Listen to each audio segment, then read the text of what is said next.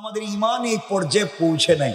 আমাদের ইমান বড় ভয়ঙ্কর জায়গায় আছে। 5 টাকা দিলে ইমান বিক্রি করে দে, রং চা খাইয়ে ইমান বিক্রি করে দে, 500 টাকা দিলে কৌটিকে সাক্ষী দিয়ে দে। এই যে এখন বাংলাদেশে বুয়া মামলা হইতেছে না, হইতেছে বুয়া মামলা, বেচারা 20 বছর আগে মরছে, হেরেও মামলার আসামি, এই গুরুস্থানে কেউ শান্তি নেই। কথা বলে না কেন? আমরা এই দেশের সংস্কার চাই, আমরা এই দেশের নাস্তিকবাদ ফ্যাসিস্ট এই দেশ থেকে চলে যাক আমরা চাই। তার অর্থ এটা নয় মিথ্যা মামলা দিয়ে সাধারণ পাবলিককে যারা কষ্ট দিতে চায়, ওই ফ্যাসিস্টেরা যারা চলে গিয়েছে তারাও সেই পথে চলে যাবে। ঠিক কিনা বলে? কেন মিথ্যা মামলা দিতে চাও? কেন একজনকে কষ্ট দিতে চাও? আন্দোলনে রক্ত দিছে ছাত্ররা, আর মামলা দিয়ে শয়তানের বদমাইশা টাকা ইনকাম করবা তুমি। কথা বলেন না কেন? ওই সময় কোথায় ছিলা? হাজার ছাত্র শহীদ হয়েছে, 22,000-এর উপরে হাত নাই পা নাই, বিকলাঙ্গ হয়ে পড়ে আছে প্রতিবন্ধীর মতো। আর তুমি মামলা বাণিজ্য করবা, দুর্নীতি করবা, বাজারে আবার চাঁদাবাজি করবা। আগে একদল করতো, তুমি আবার শুরু করবা। তোমাদেরকে ওই দেশে থাকতে দেওয়া হবে না। মনে রাখবেন পরিষ্কার কথা, চাঁদাবাজির জন্য ছাত্ররা জীবন দেয় নাই, বুয়া মামলা দেওয়ার জন্য জীবন দেয় নাই, থানায় গিয়া বাটপারি করার জন্য জীবন দেয় নাই। ওই সমস্ত নোংরামি যারা করছে, ছাত্ররা জীবন দিয়েছে, যৌবন দিয়েছে, বিসর্জন করেছে। আর তুমি আছো তোমার ব্যবসা নিয়ে ব্যস্ত। মনে রাখবা মুসলমানেরা, ফ্যাসিস্ট এবং দুর্নীতিবাজ যে নামই আসুক না কেন, যে কালারই আসুক না কেন, যে সিস্টেমই আসুক না কেন, এই দেশের যুব সমাজ তাদেরকে গ্রহণ করে নিবে না। ঠিক কিনা জোরে বলে? এগুলো শয়তানি বাদ দিতে হবে, এই নোংরামি খেলা বাদ দিতে হবে। কারণ আপনাদের শিক্ষা নেওয়া দরকার। এই 5 তারিখের আগেও অনেক মানুষের কোটি টাকার বাড়ি ছিল, কোটি টাকার গাড়ি ছিল, ফ্যাক্টরি ছিল, ইন্ডাস্ট্রি ছিল, বাড়ি গাড়ি সবই আছে, কিন্তু ঘর বাড়ি ফালাইয়া এখন বন জঙ্গলে থাকে। কথা বলে না কেন? এটাকে মিথ্যা বলছি বাবা আমি? বাড়ি আছে, গাড়ি আছে, air cooler, air condition, tiles, ceramic সব আছে, এখন বন জঙ্গলে থাকে। তোমার কি বিবেক নাই? তুমি যে আবার এগুলা শুরু করছো, তোমার এগুলা ফালাইয়া তোমাকেও তাদের মতো বন জঙ্গলে থাকা লাগবে। এই জন্য যারা এই সুযোগে যারা আবার ওই সমস্ত ভুয়া হামলা মামলা দিয়ে সাধারণ একেবারে নিরীহ, আমি কোনো অপরাধীর কথা বলছি না, অপরাধী শাস্তি পাক, কিন্তু নিরীহ মানুষকে যারা কষ্ট দিতে শুরু করেছে। বাজারে এখন বলে আগে হুজুর একজন চাঁদা নিত, এখন আরেকজন নেই। আগেরটা ছিল মুঠা, এখন কোটা হালকা। এত 16 বছর খাইতে পারে নাই, এই জন্য হালকা আইছে। বুঝেন নাই? আগে চাঁদা নিত একজন, এখন নিতেছে আরেকজন। চাঁদা আগের জায়গায় আছে, শুধু মানুষটা পাল্টিছে। আমরা এই মানুষ পাল্টাতে চাই নাই, আমরা পুরো রেজিম সিস্টেমকে পাল্টে দিতে চাই। ঠিক কিনা বলে? যে মনে রাখবেন, এই শয়তানিগুলা বন্ধ করে। আমি যা বলতেছি পরিষ্কার বলতেছি, সুযোগ বুঝে নিরীহ মানুষকে আপনি মামলায় ঢুকাই দিবেন। অনেক মানুষ কিছুতে জোড়ায় না, পয়সা আছে, এই সুযোগে হের নাম দিয়ে দিছে, দিলেই তো টাকা দিব, নাম কাটতে তো টাকা লাগবে। কথা বলেন না কেন? হে টাকা দেও, ব্যবসা শুরু করে দিছে। আরে ব্যবসা, তুমি এইভাবে কোনো মানুষকে যদি কষ্ট দাও, তুমি জালেম। আর রব বলেছেন কোন জালেমের সাথে তার সম্পর্ক নাই। তুমি যদি টাকা নিয়া মানুষকে ঠকাইয়া কষ্ট দিয়া, ওই টাকা দিয়া তোমার স্ত্রী রে খাওয়াও, তোমার সন্তান রে খাওয়াও, তোমার মা বাপ রে খাওয়াও, কসম কিয়ামতের দিন তারাই তোমাকে জাহান্নামে নিয়ে যাবে। বিশ্বাস হয় না? আমি বলছি কষ্ট নিতেছেন আমার কথায়? একটা হয়ে গেছে না, বেশি করব না, শুনেন। কোরআনে কারীমের সূরা আল মাআরিজ, খুব শুনেন। কোরআনে কারীমের সূরা আল মাআরিজ আয়াত নম্বর 8, রব বলেছেন ইয়াউমা তাকুনুস সামাউ কাল মুহুল। ও বান্দা, তুই এত কিছু তোর চোখের সামনে দেখেও বিশ্বাস করলে না, জালেমের কেমনে পতন ঘটাই। দেখেও বিশ্বাস করলে না, এরপরেও তুই নাফরমানি করলে, ইয়াউমা তাকুনুস সামাউ কাল মুহুল, যেই দিন আসমান বিগলিত তামার মতো ফুটা ফুটা হয়ে পড়বে, ওয়া তাকুনুল জিবালু কাল আহিন, যেই দিন পাহাড়গুলা রঙিন সুতার মতো উড়ে যাবে, ওয়ালা ইয়াসআলু হামিমুন হামিমা, ওই দিন কলিজার টুকরা বন্ধু পর্যন্ত বন্ধুর খবর নিবে না।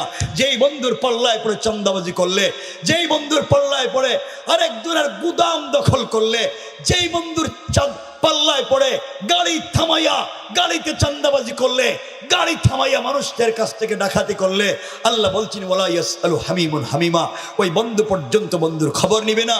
ইউবাসসিরুনহুম ইয়াওয়াদ্দুল মুজরিমু লাউ ইফতাদি মিন আযাবি ইয়াউমিইযিন বিবানি, ও বান্দা কিয়ামতের দিন দেখবে তোর আমল নামায় লেখা তুই ঠিক মতো সালাত পড়স নাই, ঠিক মতো ইবাদত করস নাই। আল্লাহ বলবেন কেন করলে না? আমি আপনি জবাব দিব, আল্লাহ আমার বাচ্চাকে ভালো স্কুলে পড়াতে গিয়া রাত দিন কাজ করেছি, আল্লাহ কিছু টাকা পয়সা ইনকাম করতে গিয়া আমরা ওভার ডিউটি করেছি, ওভার কাম করেছি, এই জন্য সালাত পড়তে পারি নাই। আল্লাহ বলবেন ডাক দে তোর সন্তানদেরকে ডাকা হবে, বাবা আমি না আরেকজনের উপরে বুয়া মামলা দিয়া এই টাকা দিয়ে তোরে পড়াইছিলাম, আমি না চাঁদাবাজি করে তোরে পড়াইছিলাম, বাবা আজকে আমারে বাঁচা। সন্তান বলে ইয়াউমিইযিন বিবানি, ও আল্লাহ এই বেচারা আমাকে বলতেছে আমি নাকি তার সন্তান, আমার বাপের চেহারা এমন ছিল না। সন্তান বলবে ওই দিন খাওয়াইছে তো, সন্তান বলবে আল্লাহ আমার বাপের চেহারাতে এমন ছিল না। এটা আরেকটা, আপনি বলবেন আল্লাহ যেই সন্তানের জন্য শয়তানি করলাম, যেই সন্তানের জন্য নাফরমানি করলাম, সন্তান বলে আমারে চিনে না, আল্লাহ এই সন্তান রে বান্ধ, আমারে ছেড়ে দাও।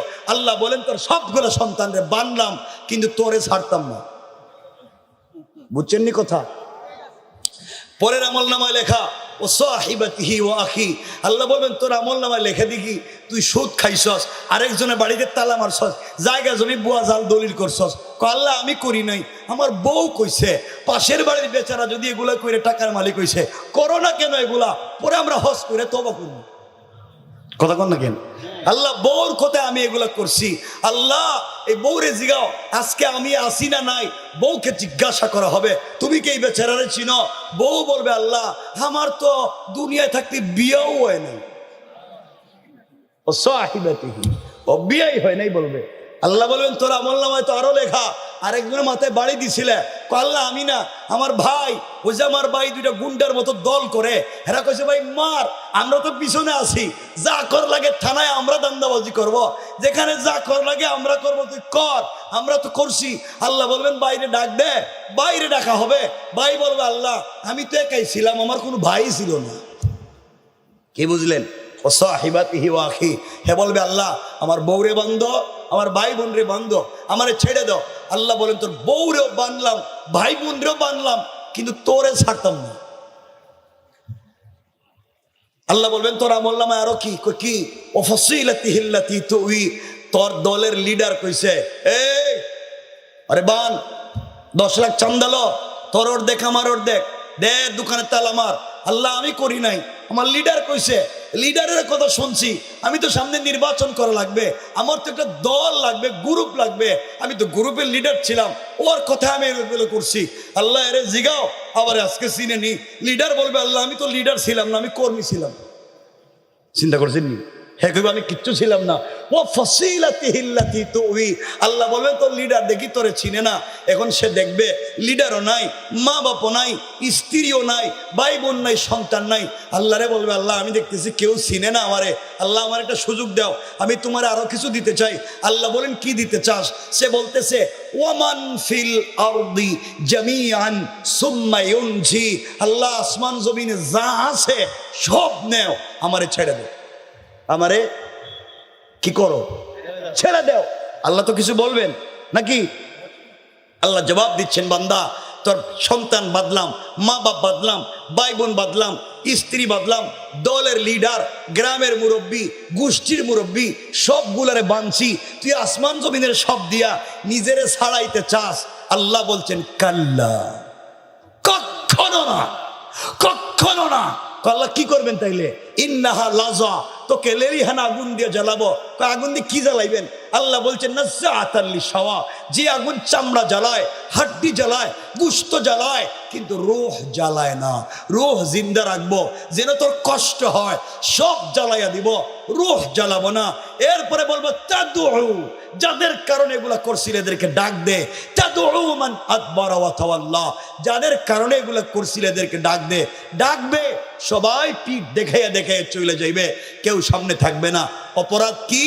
এরপরের আয়াতে আল্লাহ বলছেন ওয়া জামা ফাআওয়া, ওয়া জামা ফাওয়া, মানুষকে ঠকাইয়া মাইরা হামলা মামলা দিয়া মানুষকে ভয় ভীতি দেখাইয়া টাকা জমাইছিলা। ওয়া জামা ফাওয়া, টাকা জমাইছিলা আর বাড়াইছিলা। আল্লাহ কোরআনে কারীমের 30 নম্বর পারা সূরা হুমাযার মধ্যখানে বলছেন আল্লাযী জামা মালা ওয়া আদ্দাদা, সম্পত্তি জমাইছিলা, গণনা করছিলা, এখন মায়ের খাও, কাউরি পাইবা না। কিছু বুঝছেন? জুয়া, জুয়ার কিতা সবই তো কইতেছি।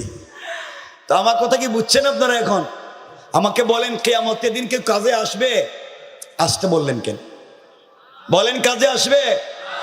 এজন্য আপনারা আমাকে কথা দেন, আপনারা যারা এখানে আছেন কেউ যদি কোনো চান্দাবাজির সঙ্গে জড়িত থাকেন এগুলা বাদ দিবেন।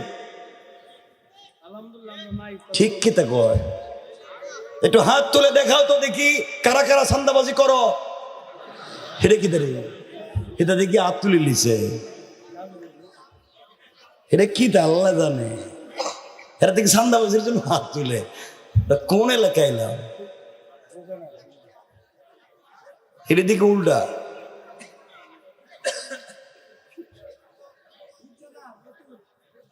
বুঝছে না? এজন্য ভালো হয়ে যাও। কি হয়ে যাও?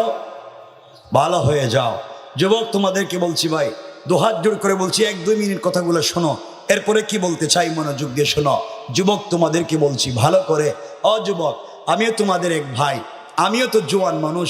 শোনো যুবকেরা, আল্লাহর ওয়াস্তে ভুল পথে যাইও না। কেউ দুনিয়ার আপন না, বিপদে পড়লে কাউকে পাবা না। বন্ধু এমন আছে, বন্ধু দাওয়াত খাওয়াইয়া গলা কেটে মেরে ফেলে, দাওয়াত খাওয়াইয়া মাইরা ফেলায়, এমন বন্ধুর অভাব নাই। এই দেখেন এই দেশে এখন শুধু মারামারি, কে কারে মাইরে ফেলায়, কে কারে জবাই করে, কে কার কাছে চান্দাবাজি করে, কার বাচ্চা কোথায় নাই হয়ে যায়। শুধু নাই নাই দেখা যায় অমুকের বাচ্চা নিখোঁজ, অমুকের মা নিখোঁজ, অমুকের বাপ নিখোঁজ। কয়েকদিন পরে শোনা যায় কয়েক সন্তান নিতে হলে 10 লাখ টাকা লাগবে।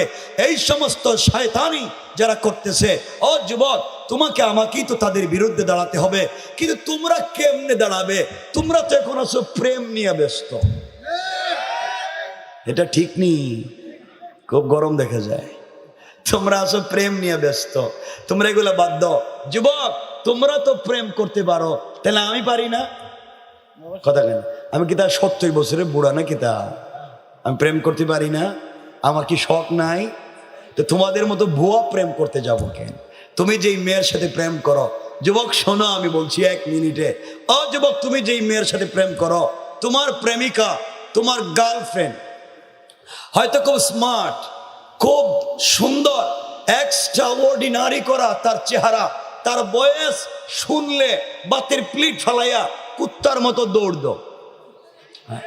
যেই মেয়ের সাথে প্রেম করে মা বাপের মুখে চুনকালি দিয়েছ, ওই মেয়েকে নেওয়ার কারণে ওই মেয়ের সাথে সম্পর্ক করে মাকে দেখতে পারো না, বাপকে দেখতে পারো না, বিদেশ থেকে টাকা মা বাপকে না দিয়া ওই মেয়ের বাড়িতে পাঠাও, ওই মেয়ে তোমার টাকা নিয়ে নাচানাচি করে। যুবক তুই জানিস না ভাই, সব ধোঁকা, সব দান্দাবাজ। ওই মেয়ে যদি আগামীকালকে তোমার চাইতে স্মার্ট, তোমার চাইতে টাকাওয়ালা, তোমার চাইতে সুন্দর আরেকটা যুবককে পেয়ে যায়, হয়তো তোমাকে ভুলে যেতে 1 মিনিটও লাগবে না।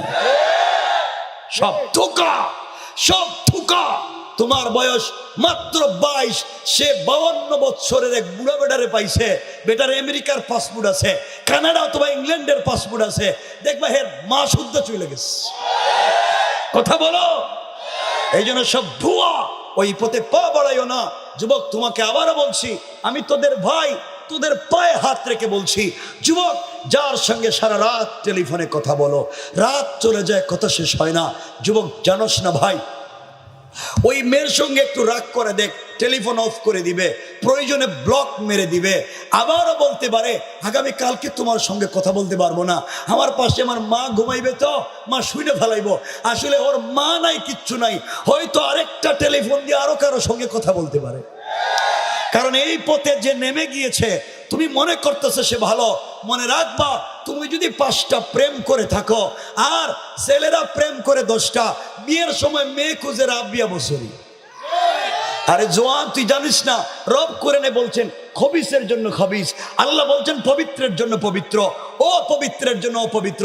তুমি 10টা প্রেম করছো, আর যেই মেয়ের বিয়ে করছো ও কোরআন শরীফ হাত নিয়ে বলছে আমার জীবনে কোনো ছেলের দিকে তাকাই নাই, মনে করবা তোমার সেইটা ডাবল কামলা। কথা বলেন না কেন? এটা অরিজিনাল টাটকা কামলা। এই জন্য এই কথা বলছে। বোনদেরকে বলছি, বোন তুমি এক ছেলের সঙ্গে প্রেম করছো, ও বলছে জিন্দেগিতেও আমি কোন মেয়ের দিকে তাকাই নাই, আমি একবারে পুত পবিত্র, মনে করবো 60টা শয়তান। কথা বলেন না কেন? ও মিথ্যা কথা বলতেছে, একবার মিথ্যা কথা বলতেছে। কারণ তুমি যে লাইনের রব বলেছেন তুমি পাইবা ওই লাইনের, এটার কোনো ব্যবধান হবে না। মাঝে মাঝে যদি সিস্টেম চেঞ্জ হয়ে যায়, রব বলেছেন ওয়ামতাহানাল্লাহু কুলুবাহুম লিত্তাকওয়া, এটা আমি মাঝে মাঝে তাকওয়ার পরীক্ষা নিতে গিয়া কাউকে কাউকে পরীক্ষায় ফেলাই, কিন্তু সিস্টেম যে যেমন পাইব তেমন। এখন যারা যারা বিয়ে করছো মোটামুটি, আর যারা বিয়ে করো নাই চিন্তা করছো আমি তো 5টা প্রেম করছি, আজকের থেকে তওবা শুরু করো, নাহলে তুমি যেই মেয়েরে পাইবা ও কমপক্ষে 10টা। কথা কি বুঝছো বাবা? এগুলোর থেকে বাইচে থাকো, এই পথ নিজেকে ছেড়ে দাও, নাইলে তুমিও বিপদী, জিনিসটা পাইবো বিপদী, পুরো লাইফটাই শেষ করে দিও। কথা বলেন না কেন? আমার কথা কি মিথ্যা? যুবক তোমাদেরকে আরেকটু বলছি, মনোযোগ দিয়ে শোনো। এই জন্য যুবক, প্রেম যদি করতে হয়, ভালো যদি বাসতে হয়, একজনকে, তিনি কে? আরো জোরে বলো, কে? আমার আল্লাহ তো আমার রসুলের সাথে প্রেম করতেন, আমার রসুলকে ভালোবাসতেন। প্রেম তো ওখানে করবা, চাইবা তো ওখানে। আমার রসুলকে মাঝে মাঝে আমার আল্লাহ ডাক দিতেন, ও বন্ধু, ইয়া আইয়ুহাল মুদাসসির, ইয়া আইয়ুহাল মুজাম্মিল। মাঝে মাঝে বলতেন কুম ফাআনজির ওয়া রাব্বাকা ফাকাব্বির ওয়া সিয়াবাকা ফাতাহির। ও চাদরওয়ালা, চাদরের নিচ থেকে বের হও। ও কম্বলওয়ালা হাবিবুল্লাহ, তুমি খাদিজার সঙ্গে ঘুমিয়ে আছো। আল্লাহু আরশ ইস্তাওয়া, আমি আরশে আজিমে একা একা ভালো লাগে না। বন্ধু তুমি দুনিয়ায় ঘুমাইছো, লা তাখুযুহু সিনাতুম ওয়ালা নাওম, তোমার প্রেমিক তো ঘুমায় না, একটাবার উঠো না, রাত না শেষ হয়ে যায় আমি যে ঘুমাই না, একটাবার কথা বলতে চাই। বন্ধু উঠো, ঠান্ডা পানি দিয়ে ওযু করো, সিজদায় গিয়া সুবহান বলে আমাকে ডাক দাও, আমি রব আরশে আজিমে থাকবো না, সাথে সাথে তোমার দরজায় হাজির হয়ে যায়। হাজির রব, তার নাম।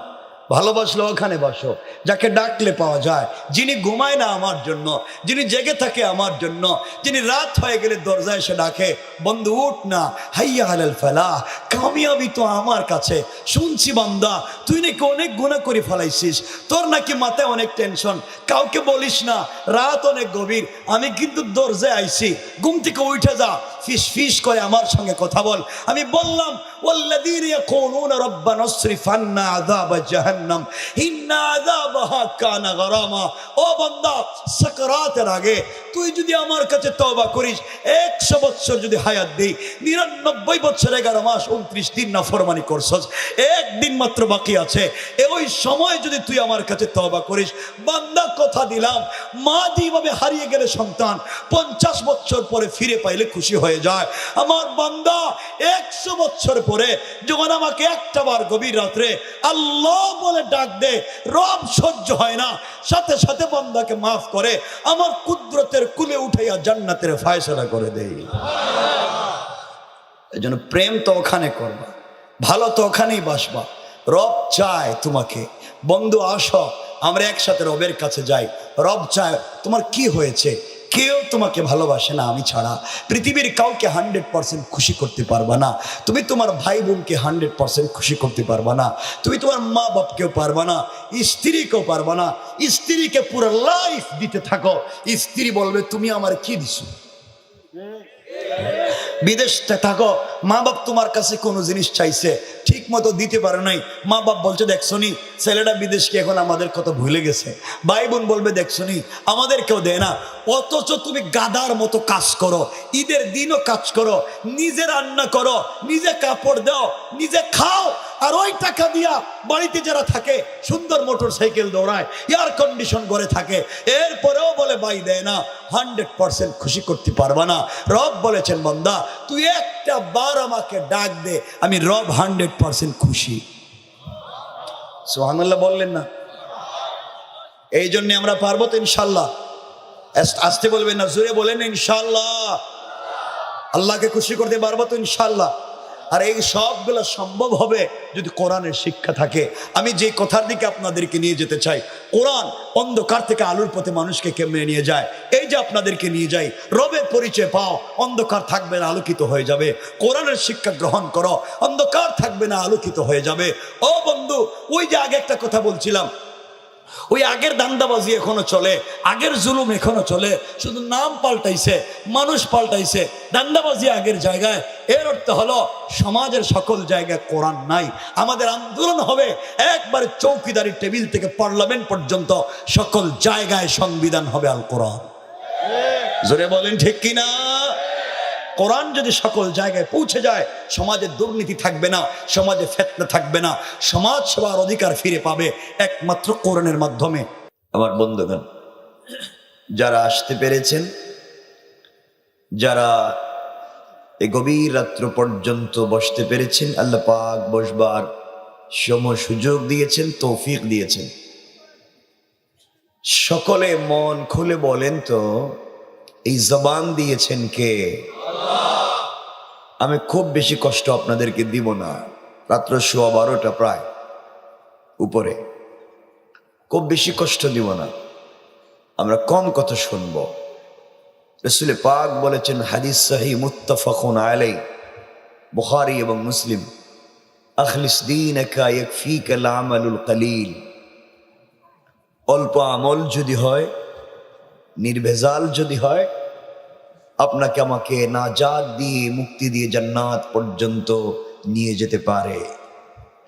আর আমল যদি অনেক হয়ে যায়, আর আমলের সঙ্গে যদি ভেজাল থাকে, ঈমানের সাথে শিরক থাকে, আমলের সঙ্গে বিদআত থাকে, আমাদের চলাফেরায় অশালীনতা থাকে, অসৌজন্যতা, অভদ্রতা থাকে, আপনাকে আমাকে এই ইবাদত জান্নাত পর্যন্ত নিয়ে যেতে পারবে না।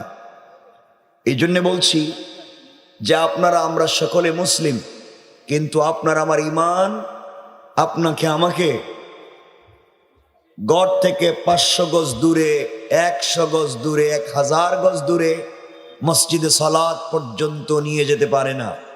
আপনার আমার ঈমান আপনাকে আমাকে মসজিদ পর্যন্ত নিতে পারে না। এই ঈমান আপনাকে আমাকে পুলসিরাত পার করে জাহান্নামের উপর দিয়া জান্নাত পর্যন্ত কখনো নিয়ে যেতে পারবে না। আমার কথা কি বুঝতে পারলেন?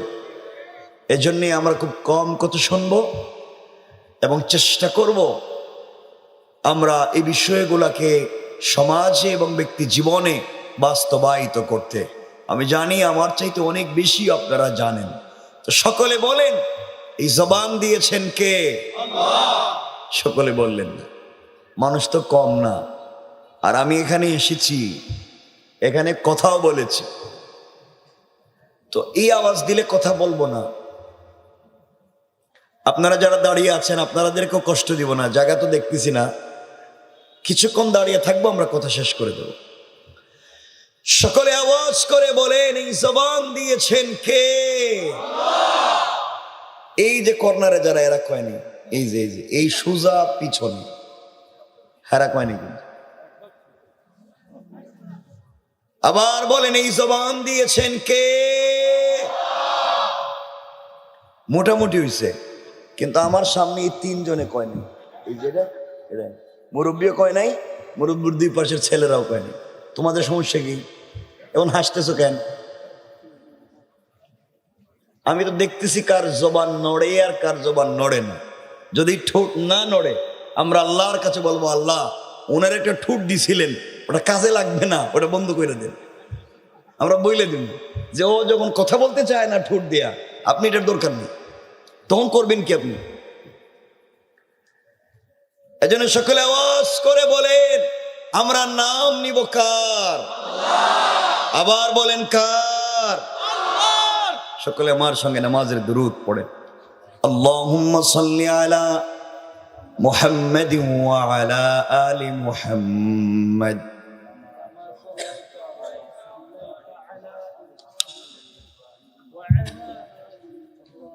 ইন্নাকা হামিদুম মাজিদ। আল্লাহুম্মা বারিক আলা মুহাম্মাদিন ওয়া আলা আলি মুহাম্মাদ কামা বারাকতা আলা ইব্রাহিম ওয়া আলা আলি ইব্রাহিম ইন্নাকা হামিদুম মাজিদ। আলহামদুলিল্লাহ। ঐতিহ্যবাহী শেরপুরের ঐতিহ্যবাহী তারাকান্দি বাজার নাকি আলিনাপাড়া যুব সমাজের উদ্যোগে আয়োজিত 2024-এর সপ্তম বার্ষিক তাফসীরুল কোরআন মাহফিল। আজকের এই প্রোগ্রামের সম্মানিত সভাপতি, এই জনপদের বুজুর্গ আলেম, সবার সম্মানিত মোহতারাম আলহাজ মৌলানা মোহাম্মদ আমজাদ হোসেন সাহেব, সাবেক vice principal Atiur Rahman model Alim Madrasa Sherpur. আমার আগে অনেকে কথা বলেছেন, আমার ভাই মুফতি আতিকুর রহমান চমৎকার লম্বা কথা বলেছেন, অনেক দারাজ কণ্ঠ। আগে কথা বলেছেন হাফিজ মৌলানা মুফতি মাহফুজুর রহমান, অনেক সুন্দর কথা বলেছেন, আমি কথা শুনেছি। আর অনেক বুজুর্গ ওলামায়ে কেরাম কথা বলেছেন। দোয়া করি আল্লাহ সকলের হায়াতে বারাকা দান করুক। কিলো আওয়াজ আরেকভাবে লাগে কিন? উপস্থিত হযরত বুজুর্গ উলামায়ে কেরাম, মুরব্বিয়ানে আযম, পর্দার অন্তরালে অবস্থানরত আমার সম্মানিত শ্রদ্ধেয় মা ও বোনেরা, বিশেষ করে আগামী দিনের জাতির দিকপাল, ভবিষ্যৎ জীবনের জাতির কান্ডারি, কলিজার টুকরা ছাত্র, তরুণ, যুবক বন্ধুগণ, আলোচনার শুরুতেই আমার পক্ষ থেকে সকলকে আন্তরিক মুবারকবাদ, শুভেচ্ছা জানিয়ে আল্লাহ পাক রব্বুল ইজ্জত ওয়াল জালালের শাহী দরবারে শুকরগুজার হচ্ছি যে আল্লাহ আজকের এই মুবারক দ্বীনি জলসায় আমাদেরকে একত্রিত করেছেন। সবটুকুন ভালোবাসা, আবেগ, শ্রদ্ধা উজাড় করে মহান রবের দরবারে শুকরগুজার হচ্ছি। সকলে পড়ছি আলহামদুলিল্লাহ। আমি কোরআনে কারীমের 13 নম্বর পারা 14 নম্বর সূরা ইব্রাহিমের প্রথম আয়াতের কিছু অংশ পড়েছি। আমরা চেষ্টা করব ওখানেই কথা বলতে এবং ওখানেই কথা শুনতে, খুব লম্বা করব না। রব বলেছেন আলিফ লাম রা, তো আলিফ লাম রা এটা আমিও বুঝবো না, আপনারাও বুঝবেন না। কথা বুঝছেন নি? আমার বাপ দাদা যারা ছিল, আমার উস্তাদের উস্তাদ, ওনারাও বলছেন জানি না, আমিও বলছি জানি না। এর অর্থ সবাই জানি, কিন্তু অর্থ হচ্ছে আমরা যেটা জানি রব হয়তো সেটা বলেননি, রব সেটা তার রাসূলকে বলেননি।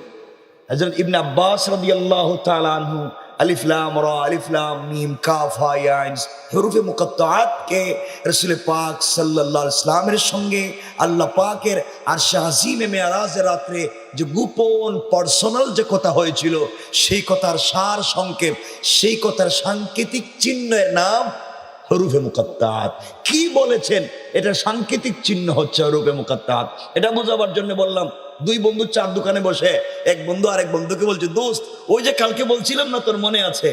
ও দোস্ত জানে কি বলছিল, দোকানের কেউ জানে না, কারণ ওরা কি বলছে তো ওরা জানে। তো রব তার বন্ধুকে মাঝে মাঝে বলছে যে দোস্ত ওই যে মেরাজ এই না তোমারে বলছিলাম না, ওইটাই আলিফ লাম মিম। ওই যে আরেক কথা বলছিলাম না, এটা কাফ হা ইয়া আইন সাদ। কি বলছিলেন রব জানেন আর তার বন্ধু জানে। এজন্য আমরা ওই কথা যাব না, ওটা নিয়ে আমি আলোচনাও করতে পারবো না, ওটা আমার সাবজেক্টে পড়বেও না। আমরা পরের শব্দের কথা বলবো, খুব মনোযোগ দিয়ে শুনবে, কারণ ওই কথায় যদি থাকি আমাকে কথা বলতে বলতে মেরাজের রাত পর্যন্ত যেতে হবে, আর যাইতে যাইতে আজকে রাত শেষ হয়ে যাবে। কথা বুঝেন নাই? আপনারা আমার ছাড়বেন না, আমারও ভালো লাগবে না। এজন্য আমরা পরের কথা শুরু করলাম।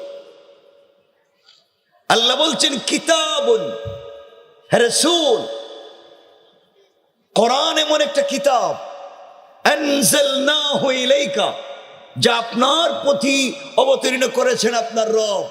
কাজ কি? এ কোরআন দিয়ে আপনি কি করবেন? কেন দিয়েছি? এ কোরআন দিয়ে আপনি তাবিজ দিবেন? এ কোরআন দিয়ে কবজ দিবেন? এ কোরআন দিয়ে কি তারাবি পড়াবেন? এ কোরআন দিয়ে কি কেউ মারা গেলে তার বাড়িতে মিলে খতম পড়বেন? এই কোরআন দিয়ে কি শবে বরাত আর শবে কদরে খতম পড়বেন? এই কেউ মরে গেলে তার বাড়িতে যাবেন, কাফন দাফন করবেন? কি জন্য কোরআন দিয়েছেন? রব বলেছেন লিতুখরিজান নাসা মিনাজ যুলুমাতি ইলান নূর। রব কোরআন দিয়েছেন পুরো অন্ধকারাচ্ছন্ন জাতিকে, পুরো সমাজ ব্যবস্থাকে, আসমান জমিনের সকল অন্ধকারকে আলোকিত করবার জন্য একটা ম্যাগনেটিক লাইট, একটা বাস্তবিক চুম্বক দিয়েছেন, যা অন্ধকারকে আলোকিত করে, যা গুনাহগারকে পবিত্র করে, যা খারাপ মানুষকে আল্লাহওয়ালা বানিয়ে দেয়, যা চরিত্রহীনকে সচ্চরিত্রবান বানিয়ে দেয়, যারা রাস্তার ফকিরকে আল্লাহর ইবাদত করতে করতে জান্নাতুল ফেরদাউসের মালিক বানিয়ে দেয়। রব বলেছেন তার নাম হলো আল কোরআন। তার নাম কি? আল কোরআন। আমরা এখানেই কথা বলবো এই কোরআন কেমনি মানুষের লাইফকে পরিবর্তন করতে পারে। কথা শুনবেন তো ইনশাআল্লাহ? সবাই বলেন না ইনশাআল্লাহ? আমি জানি কিছুক্ষণ পরেই অসুবিধা হবে, কেন 12:30 তো হবে, আস্তে আস্তে অসুবিধাটা বাড়িয়ে যাবে। অসুবিধা হবে? কেউ উঠবেন? একটু হাত তুলে দেখান তো দেখি কারা কারা চলে যাবেন। যাবেনি তো? তো আজ কারে করতাম? চলে যাইবেন মানে বুঝতেছেন না তো? পেটে খিদে লাগছে বোধ হয়। আমার বন্ধুগণ, কথাগুলো দিল দিয়ে শোনেন, খুব মনোযোগ দিয়ে শোনেন কি বলতে চাই। আমরা ফিতনা মুক্ত একটা সমাজ চাই, আমরা সবাই মিলে মিশে জান্নাতে যেতে চাই। এই জন্য কথা খুব মনোযোগ দিয়ে শুনবেন, বাস্তবিক কথাগুলা।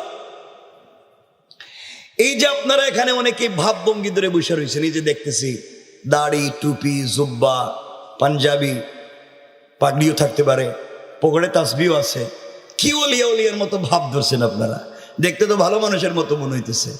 আসলে আপনারা জিনিসটা কি এটা একমাত্র আল্লাহ জানেন, আর আপনারা নিজেরাই জানেন যে ভাব ধরছেন কেন, আসলে ঘটাইছেন কি। যারা বেশি শয়তানি করে এরা ভাব বেশি ধরে। এই যে ভাবভঙ্গি ধরছেন, আসলে কি অরিজিনালটাই নাকি ভেজাল আছে, এটা আজকে জানবো কিন্তু আমরা। তো আপনারা বলেন এই যে ভাব ধরছেন ওলিয়া উলিয়ার মতো, ঘটনা কি? আপনারা কি জান্নাতে যাইতে চান? বলে না কেন? জান্নাতে যেতে চান? আবার বলেন যেতে চান? তা আপনারা বলেন, আপনারা যারা এখানে এসেছেন আপনারা সকলে মুসলমান? আলহামদুলিল্লাহ। কথা বলে না কেন? একটু বলেন না বাবা। আলহামদুলিল্লাহ। মুসলমান তো? ওইটা বুঝলেন কেমনে? হ্যাঁ, আপনারা যে মুসলমান এটা বুঝলেন কেমনে? কোন জিনিসে বুঝাইলো যে আপনি আর কিছু না, আপনি মুসলমান? বলেন। হ্যাঁ, নামাজ পড়ে? ওই যে আমার ভাই বলছে এরা নামাজ পড়ে। এরা কি করে? নামাজ পড়ে। আমি আল্লাহ পাকের জাত ও সিফাতের নামে শপথ করে বলছি, শুধু সালাত পড়লেই মুসলমান হওয়া যায় না। অনেক নামাজি তাহাজ্জুদ ওয়ালা ব্যক্তিকে তার নামাজি জাহান্নামে নিয়ে যাবে। রব বলেছেন ইন্না সালাতা তানহা আনিল ফাহশাই ওয়াল মুনকার। সালাত তো অশ্লীলতা থেকে বাঁচাবে। অনেক লোক আছে নামাজও পড়ে সুদ খায়, নামাজও পড়ে ঘুষ খায়, নামাজও পড়ে ফেন্সিডিল ইয়াবার ব্যবসা করে, নামাজও পড়ে বাজারে ওজনে কম দেয়, নামাজও পড়ে পুরাতন সবজি রে টাটকা সবজি বলে বিক্রি কইরা দেয়, নামাজও পড়ে টাটকা পুরাতন 3 মাস আগের ইলিশ মাছ রে এই মাত্র আনছে কইয়া বিক্রি কইরা দেয়, নামাজও পড়ে পাবলিকের জায়গা জমি বুয়া চাল দলিল করে, নামাজও পড়ে মসজিদ মাদ্রাসার কেসের পয়সা মাইরা খায়। ওই সমস্ত নামাজি জান্নাতে যাবে না। কত শুনেন? শুনেন। এজন্য আপনার সালাত আপনাকে জান্নাতে নিয়ে যাবে না, শুধুমাত্র সালাত আপনাকে জান্নাতে নিয়ে যাবে না। কথাগুলো শুনবেন, বুঝবেন। আমার রাসূলের পিছনে কি সালাত পড়েছে? আমার কথা বুঝবেন, সুযোগ থাকলে কাগজে কলমে লিখে রাখবেন, না বুঝে ধরলে দাঁড়িয়ে প্রশ্ন করবেন, কাগজ লিখে এখানে পাঠিয়ে দিবেন, আমি প্রশ্নের জবাব দেব। এরপরেও ফিতনা মুক্ত একটা আলিনা পাড়া তারাকান্দি আমরা দেখতে চাই, শেরপুর দেখতে চাই, ঠিক কিনা বলেন? আমার রাসূলের পিছনে সরাসরি অনেকেই সালাত পড়েছে, মাঝে মাঝে ইকামত দিয়েছে, রাসূলের দস্তারখানে খাবার খেয়েছে, রাসূলের চাইতে লম্বা দাড়িও রেখেছে, রসুলের চাইতে লম্বা জুব্বাও ছিল, পাগড়িও ছিল। মাঝে মাঝে রসুলের সঙ্গে মুসাফাও করছে, মুআনাকাও করছে। তার ইন্তেকালের পরে রসুল নিজের জুব্বা মুবারক খুলে তারা কাফনও দিছেন। তার ইন্তেকালের পরে রসুল নিজে তার জানাজায় শরীক হয়ে ইমামতি করতে চেয়েছেন। আল্লাহ বলেছেন পয়গম্বরে আরবি, আপনার মুসল্লি, আপনার দস্তারখানের সাথী আপনার জুব্বা নিয়া কবরে গেছে, আপনি নিজে তার জানাজায় শরীক। রাসূলুল্লাহ একটা নয় 100 জুব্বা দিয়ে তার কাফন দিতে পারেন, একবার নয় 1,00,000 বার আপনি তার জানাজার ইমামতি করতে পারেন, কিন্তু আমি রব তাকে জান্নাত দিব না। কে বুঝলেন? রসুলের মুসল্লি, রসুলের দস্তারখানের সাথী, রসুলের পবিত্র জুব্বা তার কবরে, রসুল নিজে তার জানাজায় শরীক। আল্লাহ বলতেছেন ওই লোকটার জান্নাত দিব না। আপনি কোন ইমামের মুসল্লি? আপনি কোন ইমামের জুব্বা পাইছেন? আপনি কে? এত কিছুর পরে লোকটা জাহান্নামী। অপরাধ সে যা মুখ দিয়া বলতো, দিলের ভিতরে তার বিশ্বাস ছিল না। দিলে তার বিশ্বাস ছিল, বাহিরে তার প্রকাশ ছিল না। অর্থাৎ ভিতরে যা বাহিরে নাই, বাহিরে যা ভিতরে নাই, তার নাম, কথা বলেন না কেন? সবাই বলা লাগবে জুড়ে, তার নাম মুনাফিক। রাসূল বললেন, আল্লাহ বললেন তার নাম আব্দুল্লাহ ইবনে উবাই ইবনে সেলুল। ইয়া রাসূলুল্লাহ, আপনার মুসল্লি, আমি বলছি জাহান্নামী। দাড়ি তো আপনার চাইতে বেশি, জুব্বা তো আপনার চাইতে বড়, পাগড়ি তো আপনার চাইতে বড়, তসবিহ তো কম পড়ে না, মুসাফা তো কম করে নাই, এরপরেও জাহান্নামী। অপরাধ ইয়া রাসূলুল্লাহ, বাহিরে যে ভাব ধরছে, ভিতরে কিচ্ছু নাই। কথা বলেন না কেন? আপনারা যে বাহিরে বাপ ধরছেন, এই যে ভিতরে কি আছে এটা তো কইতে পারতেছেন। জিব্রাইল থাকলে এখন বাইরে হয়ে যেত সব। এই জন্য কথাগুলো বুঝবেন ভালো করে, যে আপনারাই বলছেন ভিতর বাহির যার মিল নাই তার নাম। আমার সাথে কথা বলেন তো কথা বুঝবেন, না বুঝলে আবার বলবো তার নাম। আবার বলেন তার নাম। এতটুকু মনে রাখেন। আমরা যে মসজিদে গিয়ে নামাজ পড়ি, যে ভাই বলছে নামাজের কথা, এই জন্যই কথাগুলো নিয়ে আসছি। আমরা যে মসজিদে নামাজ পড়ি, হুকুম মানি কার? সবাই বলেন। তরিকা মানি কার? রাসূলের। তরিকা মানি কার? রাসূলের। তাহলে কথা বুঝবেন, আমরা রুকু করি কার হুকুমে? কার তরিকায়? আমরা সেজদা করি কার হুকুমে? কার তরিকায়? আমরা ডান দিকে আগে সালাম ফিরেই না বাম দিকে? হুকুম কার? তরিকা কার? আমরা সূরা ফাতিহা আগে পড়ি না অন্য সূরা? হুকুম কার? তরিকা কার? আপনারা বলেন তো, আমরা মসজিদে ঢুকে যা কাজ করলাম, মসজিদ থেকে বের হওয়া পর্যন্ত সকল কাজে কর্মে হুকুম মানছি কার? আবার বলেন কার? তরিকা মানছি কার? রাসূলের। মসজিদে বারবার আল্লাহরে বলছি, আল্লাহ ইয়্যাকা না'বুদু ওয়া ইয়্যাকা নাস্তাঈন। আল্লাহ একমাত্র, কেবলমাত্র, শুধুমাত্র তোমার ইবাদত করি এবং করব, আর একমাত্র তোমার কাছে সাহায্য চাচ্ছি এবং চাইব, আর কারো কাছে না, কারো ইবাদত না, কারো কাছে সাহায্য চাই না। কেন? তুমি না রব্বুল আলামিন, তুমি না রহমান আর রহিম, তুমি না মালিক ইয়াউমিদ্দিন। আল্লাহ তুমি ছাড়া কার কাছে? তুমিই সব, দুনিয়ার কিচ্ছু কিছু না, তুমিই সব। আল্লাহ এই জন্য তোমারে বলছি, ইহদিনাস সিরাতাল মুস্তাকিম, তুমি একমাত্র সিরাতে মুস্তাকিমে চালাইতে পারবা, পৃথিবীর কেউ পারবে না। তুমি সব, আমাদেরকে এই পথে চালাইও। মসজিদে আসছি, পুরা তোমার হুকুম মানছি। তুমি বলছো আগে রুকু করো, আমরা আগে রুকু করছি, আগে সাজদা করি নাই। তুমি বলছো আগে সূরা ফাতিহা পড়ো, আমরা অন্য সূরা আগে পড়ি নাই। তুমি বলছো আগে ডান দিকে সালাম ফিরা, আমরা বাম দিকে ফিরাই নাই। আল্লাহ তুমি যা বলছো তা মানছি। আর মানতে গিয়ে নিজের মন গড়া তরিকায় না, নিজের পীরের তরিকায় না, নিজের বাপ দাদার তরিকায় না। আল্লাহ সব মানছি তোমার হাবিবের তরিকায়। আল্লাহ বলছেন ভালোইছে, ঠিক করছস, সব ঠিক আছে। এই লোকটা সালাম ফেরাইয়া দোয়া দুরুদ কইরা কান্না কেটে কইরা, এই লোকটাই, এই নামাজি লোকটাই মসজিদ থেকে বাইরে হইয়া বাজারে ওজনে কম দেয়। কথা বলেন না কেন? এই লোকটাই নিজের মেয়ের বিয়ের সময় গা হলুদ করে। কথা বলেন না কেন?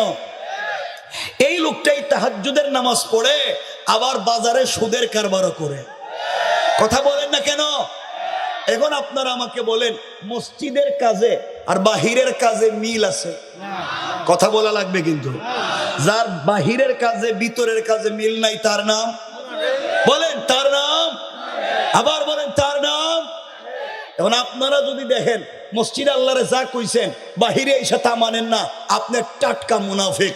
আপনি আল্লাহরে যা বলছেন মসজিদের বাহিরে এসে উল্টা চলেন, আপনি একবারে নির্বেজাল মুনাফিক। কথা বলেন না কেন? পরিষ্কার হইছে তো?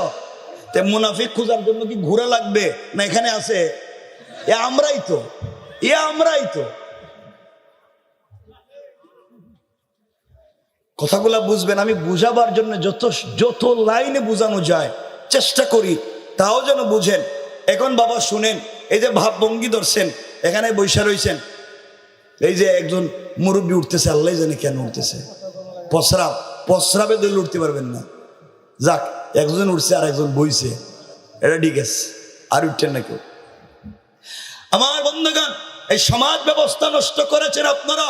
এখানে অনেক মুরব্বী বসা, যাদের মুখের দাড়ি সাদা, পকেটে 1 হাত লম্বা তসবিহ আছে, 5 ওয়াক্ত মসজিদে নামাজ পড়েন, হজও করেছেন, উমরাও করেছেন। হতে পারে কোন পীরের মুরিদ, হতে পারে এই বাজারের বড় ব্যবসায়ী, সব মানুষ তারা হাদি সাহেব বলে, কিন্তু হাদি সাহেব খবর নিয়ে দেখেন এলাকার এই বাজারের সব থেকে বড় সুদের কারবারি। ঠিক কিনা? জুড়ে বলা লাগবে, বলেন। যে সুদ খায় সে জাহান্নামী, যে সুদ দেয় সে জাহান্নামী। মসজিদে বলছে একটা, বাহিরে সে করছে আরেকটা। আপনারা যদি টাটকা নির্ভেজাল ফরমালিন ছাড়া কোন শয়তান দেখতে চান, নামাজ পড়ে যে ব্যক্তি সুদ খায় এর চেহারার দিকে 1 মিনিট তাকায় থাকবেন আর বলবেন, আল্লাহ বহুত দিন পরে একটা শয়তান দেখাইছো। কথা বলেন না কেন? তুমি নামাজ পড়বা তাহলে সুদ খাইবা কেন? তুমি কাজ করছো কেন?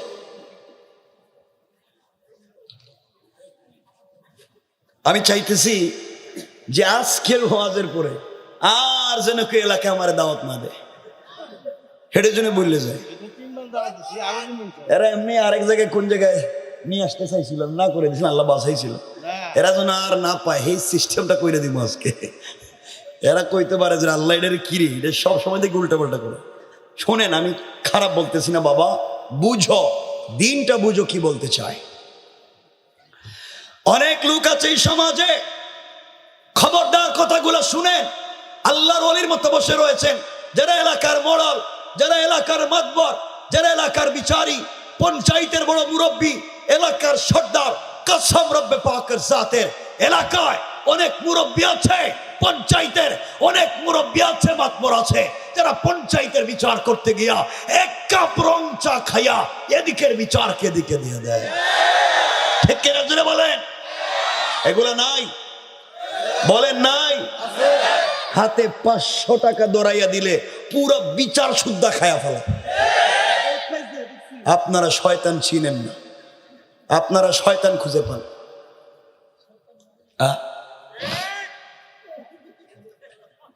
অনেক লোক দেখবেন, রাগ করেন না, রাগ করলেন। আমি একটা শয়তানের খবর দিই আপনাদের কাছে, আজকের থেকে মনে মনে চিন্তা করবেন যে এটাই অরিজিনাল শয়তান।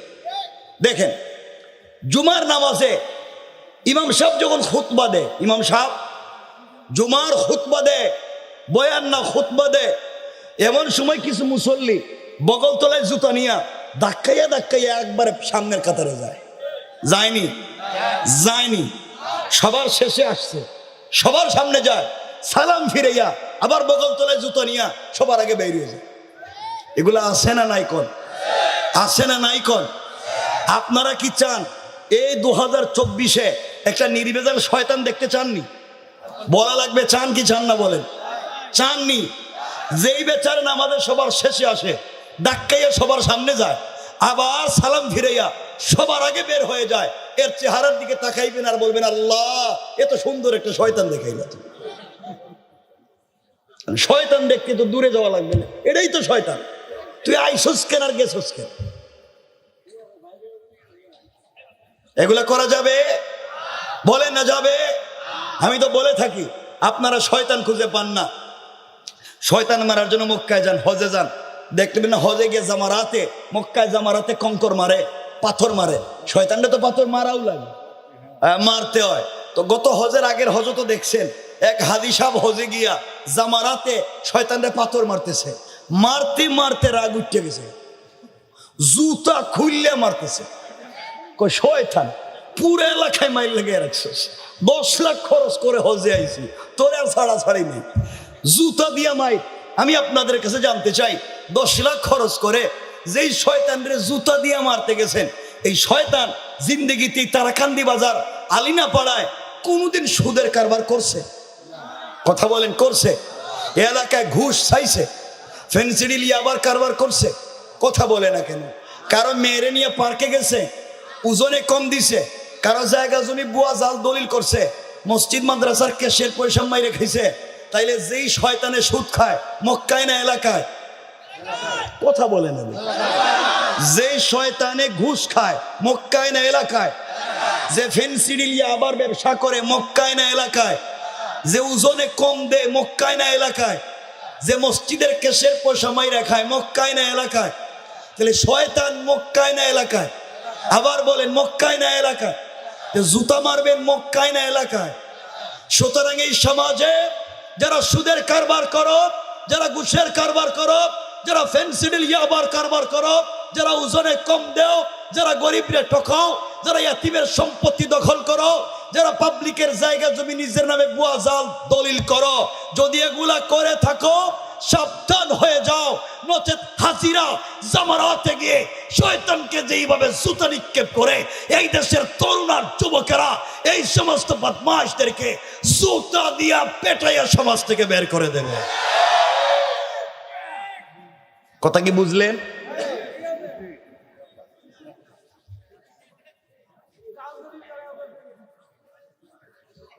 খারাপ পাইলেন? পাইলে কি আর আইতামি না কইছি? পাইলে কি? কথাগুলো শুনেন কি বলতে চাই? দুহাত জোড় করে বলছি, কাউরে চিনি না। আবারও বলছি, সমাজে অনেক লোক আছে, এই সমাজে অনেক লোক আছে, খবর নেন। আপনাদের বৃহত্তর শেরপুরে খবর নেন, ম্যাক্সিমাম মসজিদের সভাপতি সুদখোর, ক্যাশিয়ার ঘুষখোর, সেক্রেটারি দুর্নীতিবাজ, চাঁদাবাজ, বদমাইশ, ফেন্সিডিল ব্যবসায়ী, ইয়াবা ব্যবসায়ী, ইয়াতিমের জায়গা দখল করে, বিধবার সম্পত্তি দখল করে, ভাই বোনের সম্পত্তি মাইরা খায়, পাবলিকের রাস্তাঘাট বন্ধ করে, সব মাইরা খাইয়া শেষ বয়সে মসজিদ মাদ্রাসার দায়িত্বশীল হয়ে যায়। সুতরাং দেশে যদি কমপ্লিট সবকিছু ভালো হতে হয়, এই মসজিদ থেকে এই ফ্যাসিস্ট, দুর্নীতিবাজ, এই সমস্ত যারা দায়িত্বশীল তাদেরকেও বের করে দিতে হবে। আমার কথা কি বুঝলেন? ঠিক আছে আমার বন্ধুগণ, যুবক তোমাদেরকে বলছি, শোনো, আল্লাহর ওয়াস্তে যুবকেরা শোনো, এই সমাজকে তোমরা আমরাই বিনির্মাণ করতে পারবো। মাজার, মুআবিস, তালহা, জুবাইর, হামজা, হানজালা, জাফর, খালিদ ইবনুল ওয়ালিদ, আব্দুল্লাহ বিন রওয়াহা, তারা যদি রাসূলের হাত ধরে জান্নাতুল ফিরদাউসে চলে যায় আর সবুজ পাখির মতো উড়ে বেড়ায়, আমরা যদি জাহান্নামে পড়ে থাকি, আমাদের এই মানব জন্ম বড় ব্যর্থ। এজন্য আমরাও জান্নাতে যেতে চাই, আমরা রাসূলের সঙ্গে উড়ে বেড়াতে চাই।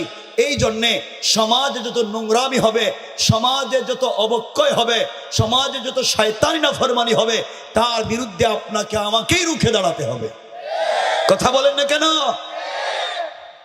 কিন্তু আফসোস, এত কথা যে বলছি, এখানে ওলামায়ে কেরাম বসে, কেউ রাগ করেন না। অনেক মসজিদের খতিব সাহেব জুমার মিম্বরে সত্য কথা বলেন না, কারণ হুজুর বললে হুজুরের চাকরি থাকে না। চাকরি দরকার নেই, আপনি চাকরি করতে কইছে কি? আপনি চাকরি বাদ দেন, দিয়ে এই বাজারে ব্যবসা করেন, ব্যবসার মধ্যে বরকত। আল্লাহ তো কোরআনেই বলছেন, রাসূল হাদিসে বলছেন যে ব্যবসায়ী তো 98 ভাগ বরকত, আর 2 ভাগ চাকরিতে। সব বাদ দেন, ব্যবসা করে খান, কিন্তু চেয়ারে বসলে কারো চেহারার দিকে তাকাইয়া কথা বলা যাবে না, সত্য আপনাকে বলতেই হবে। বলেন ঠিক না?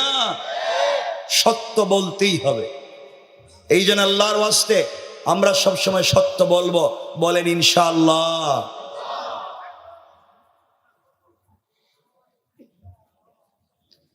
এই সমাজকে তোমাকে আমাকে বিনির্মাণ করতে হবে। মনোযোগ দিয়ে শোনেন শেষ পর্যন্ত কি বলতে চাই। আমার বন্ধুগণ, খুব বেশি কথা বলবো না, খুব মনোযোগ দিয়ে শুনবেন। আমি দুটা কথার দিকে আপনাদেরকে নিয়ে যেতে চাই। আমাদের দিলে অনেক ভয় থাকে যে আমাদেরকে কেউ মাইরে ফালায় দিতে পারে, আমরা বিপদে পড়ে যেতে পারি। এই যে আমাদের ভয়, এটা হচ্ছে ঈমান না থাকবার কারণে ভয়। আমাদের যদি ঈমান পূর্ণাঙ্গ থাকতো, আমরা যদি কোরআনের প্রতি বিশ্বাসী হতাম, রব বলেছেন হাসবি আল্লাহ, তুমি এক। শুধুমাত্র কেবলমাত্র বুঝাতে চাই, কোরআন যদি আপনার সঙ্গে থাকে, কোরআনের প্রতি যদি বিশ্বাস থাকে, ভরসা যদি হয় আল্লাহর উপরে, আল্লাহ তাআলা আপনাকে কেমনে বাঁচাইয়া দিবেন। কোনো ভয় পাবেন না দুনিয়ার জমিনে চলার পথে। কোরআনকে শুধুমাত্র আঁকড়ে ধরেন। এই কথা কেন বললাম শুনেন। আল্লামা উবাইদুল্লাহ সিন্দি ইনকিলাবি তাফসিরে আল্লাহ রাসূল সাল্লাল্লাহু আলাইহি ওয়াসাল্লামের হিজরতের লম্বা ঘটনা নয়, 1-2 মিনিটে বলি, কোরআন সঙ্গে থাকলে আল্লাহ কেমনে বাঁচাইয়া দেবেন বুঝাতে চাই। বিশ্বাসটা যেন আমাদের দৃঢ় হয়ে যায়। আল্লাহ রাসূল যেদিন হিজরত করবেন, জিবরিল আমিন ঘরের ভিতরে আসলেন, ঘুম থেকে উঠালেন। আল্লাহ রাসূলকে বলছেন, ইয়া রাসূলুল্লাহি, ইয়া হাবিবাল্লাহ, পয়গম্বরে আরবি, আপনাকে হিজরত করতে হবে ইয়াসরিবের দিকে, খেজুর বাগানের দিকে, মদিনার দিকে হিজরত করতে হবে। আল্লাহ রাসূল ঘুম থেকে উঠে গেলেন, ওযু করলেন, 2 রাকাত সালাত পড়লেন, ঘর থেকে বের হয়ে যাওয়ার জন্য দরজার কাছাকাছি পৌঁছে গেলেন। যাওয়ার পরে শোনেন, ঘরের চতুর্দিকে কাফেরেরা ঘরকে বেষ্টন করে রেখে দিয়েছে, নেজানিয়া, তীর নিয়ে, বল্লম নিয়ে। আল্লাহ রসুল ঘর থেকে বের হলেই তারা মেরে ফেলবে। আল্লাহ তাআলার কাছে ডাক দিয়ে বলেছেন, আল্লাহ তাআলা, আপনি আমাকে বললেন ঘর থেকে বের হয়ে যাওয়ার জন্য, আয় আল্লাহ, আপনি আমাকে বললেন হিজরত করবার জন্য, ঘরের চতুর্দিকে কাফেরেরা দাঁড়িয়ে আছে, ওরা আমাকে মেরে ফেলবে ঘর থেকে বের হলে। আয় আল্লাহ তাআলা, কেমনে আমি বাঁচবো? আল্লাহ বললেন, বন্ধুরে, তোমার কাজ হলো আমার উপরে ভরসা করে কোরআন থেকে তেলাওয়াত করে ঘর থেকে বের হওয়ার দায়িত্ব তোমার, আর হিফাজত করে মদিনা পর্যন্ত পৌঁছায়া দেওয়ার জিম্মাদার স্বয়ং আমি আল্লাহ। আল্লাহ রসুল দরজায় পৌঁছে গেলেন, দরজা খুলে ফেলবেন, আবার ডাক দিয়া বলছেন, আল্লাহ, আপনি বাঁচাইয়া দিবেন সন্দেহ নাই, ওয়ালাকিন লিয়াতমাইন্না কলবি, কিন্তু অন্তরে প্রশান্তি পাই না। আয় আল্লাহ তাআলা, আমি জানি আপনি আমাকে বাঁচাবেন, কিন্তু আত্মরক্ষা করবার জন্য যদি কোনো ব্যবস্থা দিতেন, এর থেকে আমার জাতি কিয়ামত পর্যন্ত শিক্ষা নিতে পারত যে আত্মরক্ষা করা অন্যায় নয়, বরং প্রয়োজনের তাগিদে কখনো কখনো ফরজ। আল্লাহ রাসূলকে আল্লাহ বলছেন, শোনা বন্ধু, তুমি যদি আত্মরক্ষা করতে চাও, দুনিয়ার কোন উপকরণ গ্রহণ করতে চাও, হাতের মধ্যে কিছু কঙ্কর নিতে পারো, অথবা বালি নিতে পারো, অথবা পাথর নিতে পারো, আর কোরআন থেকে তিলাওয়াত করে দরজা খুলে সামনের দিকে নিক্ষেপ করতে পারো। আল্লাহ রাসূল বলছেন, আল্লাহ তাআলা কাফেরেরা বাড়ির চতুর্দিকে বেষ্টন করে দিয়েছে, আমি দরজা খুলে সামনের দিকে যদি নিক্ষেপ করি, ডাইনে বামে পিছনে কাফেরেরা আছে, একদম একসাথে আমাকে মেরে ফেলবে, আমি তো কিছুই করতে পারবো না। আল্লাহ বললেন, বন্ধুরে, তোমার কাজ হলো আমার উপরে ভরসা করে কোরআন থেকে তেলাওয়াত করে সামনের দিকে নিক্ষেপ করার দায়িত্ব তোমার, আর চতুর্দিকে সকল কাফেরের চুকে চুকে পৌঁছে দেওয়ার জিম্মাদার আমি আল্লাহ। বিশ্বাস করেন? লম্বা কথা। আল্লাহ রসুল কিছু হাতে নিলেন, হয়তো বালি, কঙ্কর অথবা পাথর, কোরআন থেকে তিলাওয়াত করলেন, দরজা খুললেন, শুধু সামনের দিকে নিক্ষেপ করলেন। তাকায়া দেখেন চতুর্দিকের কাফেরেরা চোখ রগড়াতে লাগলো, চোখ মুছতে লাগলো। আল্লাহ রসুল বুঝতে পারলেন সবার চোখে পড়ে গিয়েছে, তিনি চলে গেলেন মদিনায়। লম্বা কথা, আমরা ঘটনার দিকে যাচ্ছি না। মদিনায় যাওয়ার পরে একদিন সুযোগ বুঝে আল্লাহ তার বন্ধুকে বলছে, বন্ধুরে, ওই দিনের কথা কি তোমার মনে আছে? তুমি না বলছিলে কাফেরেরা তোমাকে মেরে ফেলবে, পুরো দুনিয়ার কাফেরেরা তোমার বাড়িকে বেষ্টন করেছিল, তুমি কেমনে ওই দিন বেঁচে গেলা, কেমনে বের হয়ে গেলা? কেউ তোমাকে মারলো না, কেউ তোমাকে ধরলো না, আঘাত করলো না, কি কেমনে কি করে তুমি বেঁচে গেলা? আল্লাহ রসুল মুস্কি হেসে বলছেন, আল্লাহ তাআলা কিছুই তো আমি জানি না, সব তো আপনি জানেন।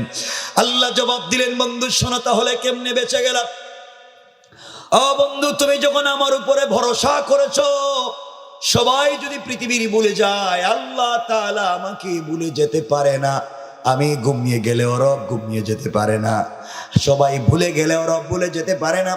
এই চিন্তা করে তুমি যখন ঘর থেকে বের হয়েছো, আর তুমি যখন পাথরগুলো নিক্ষেপ করেছো, বন্ধুরে আমার আল্লাহ বললেন, ওয়ামা রামাইতা ইয রামাইতা ওয়ালাকিন্নাল্লাহা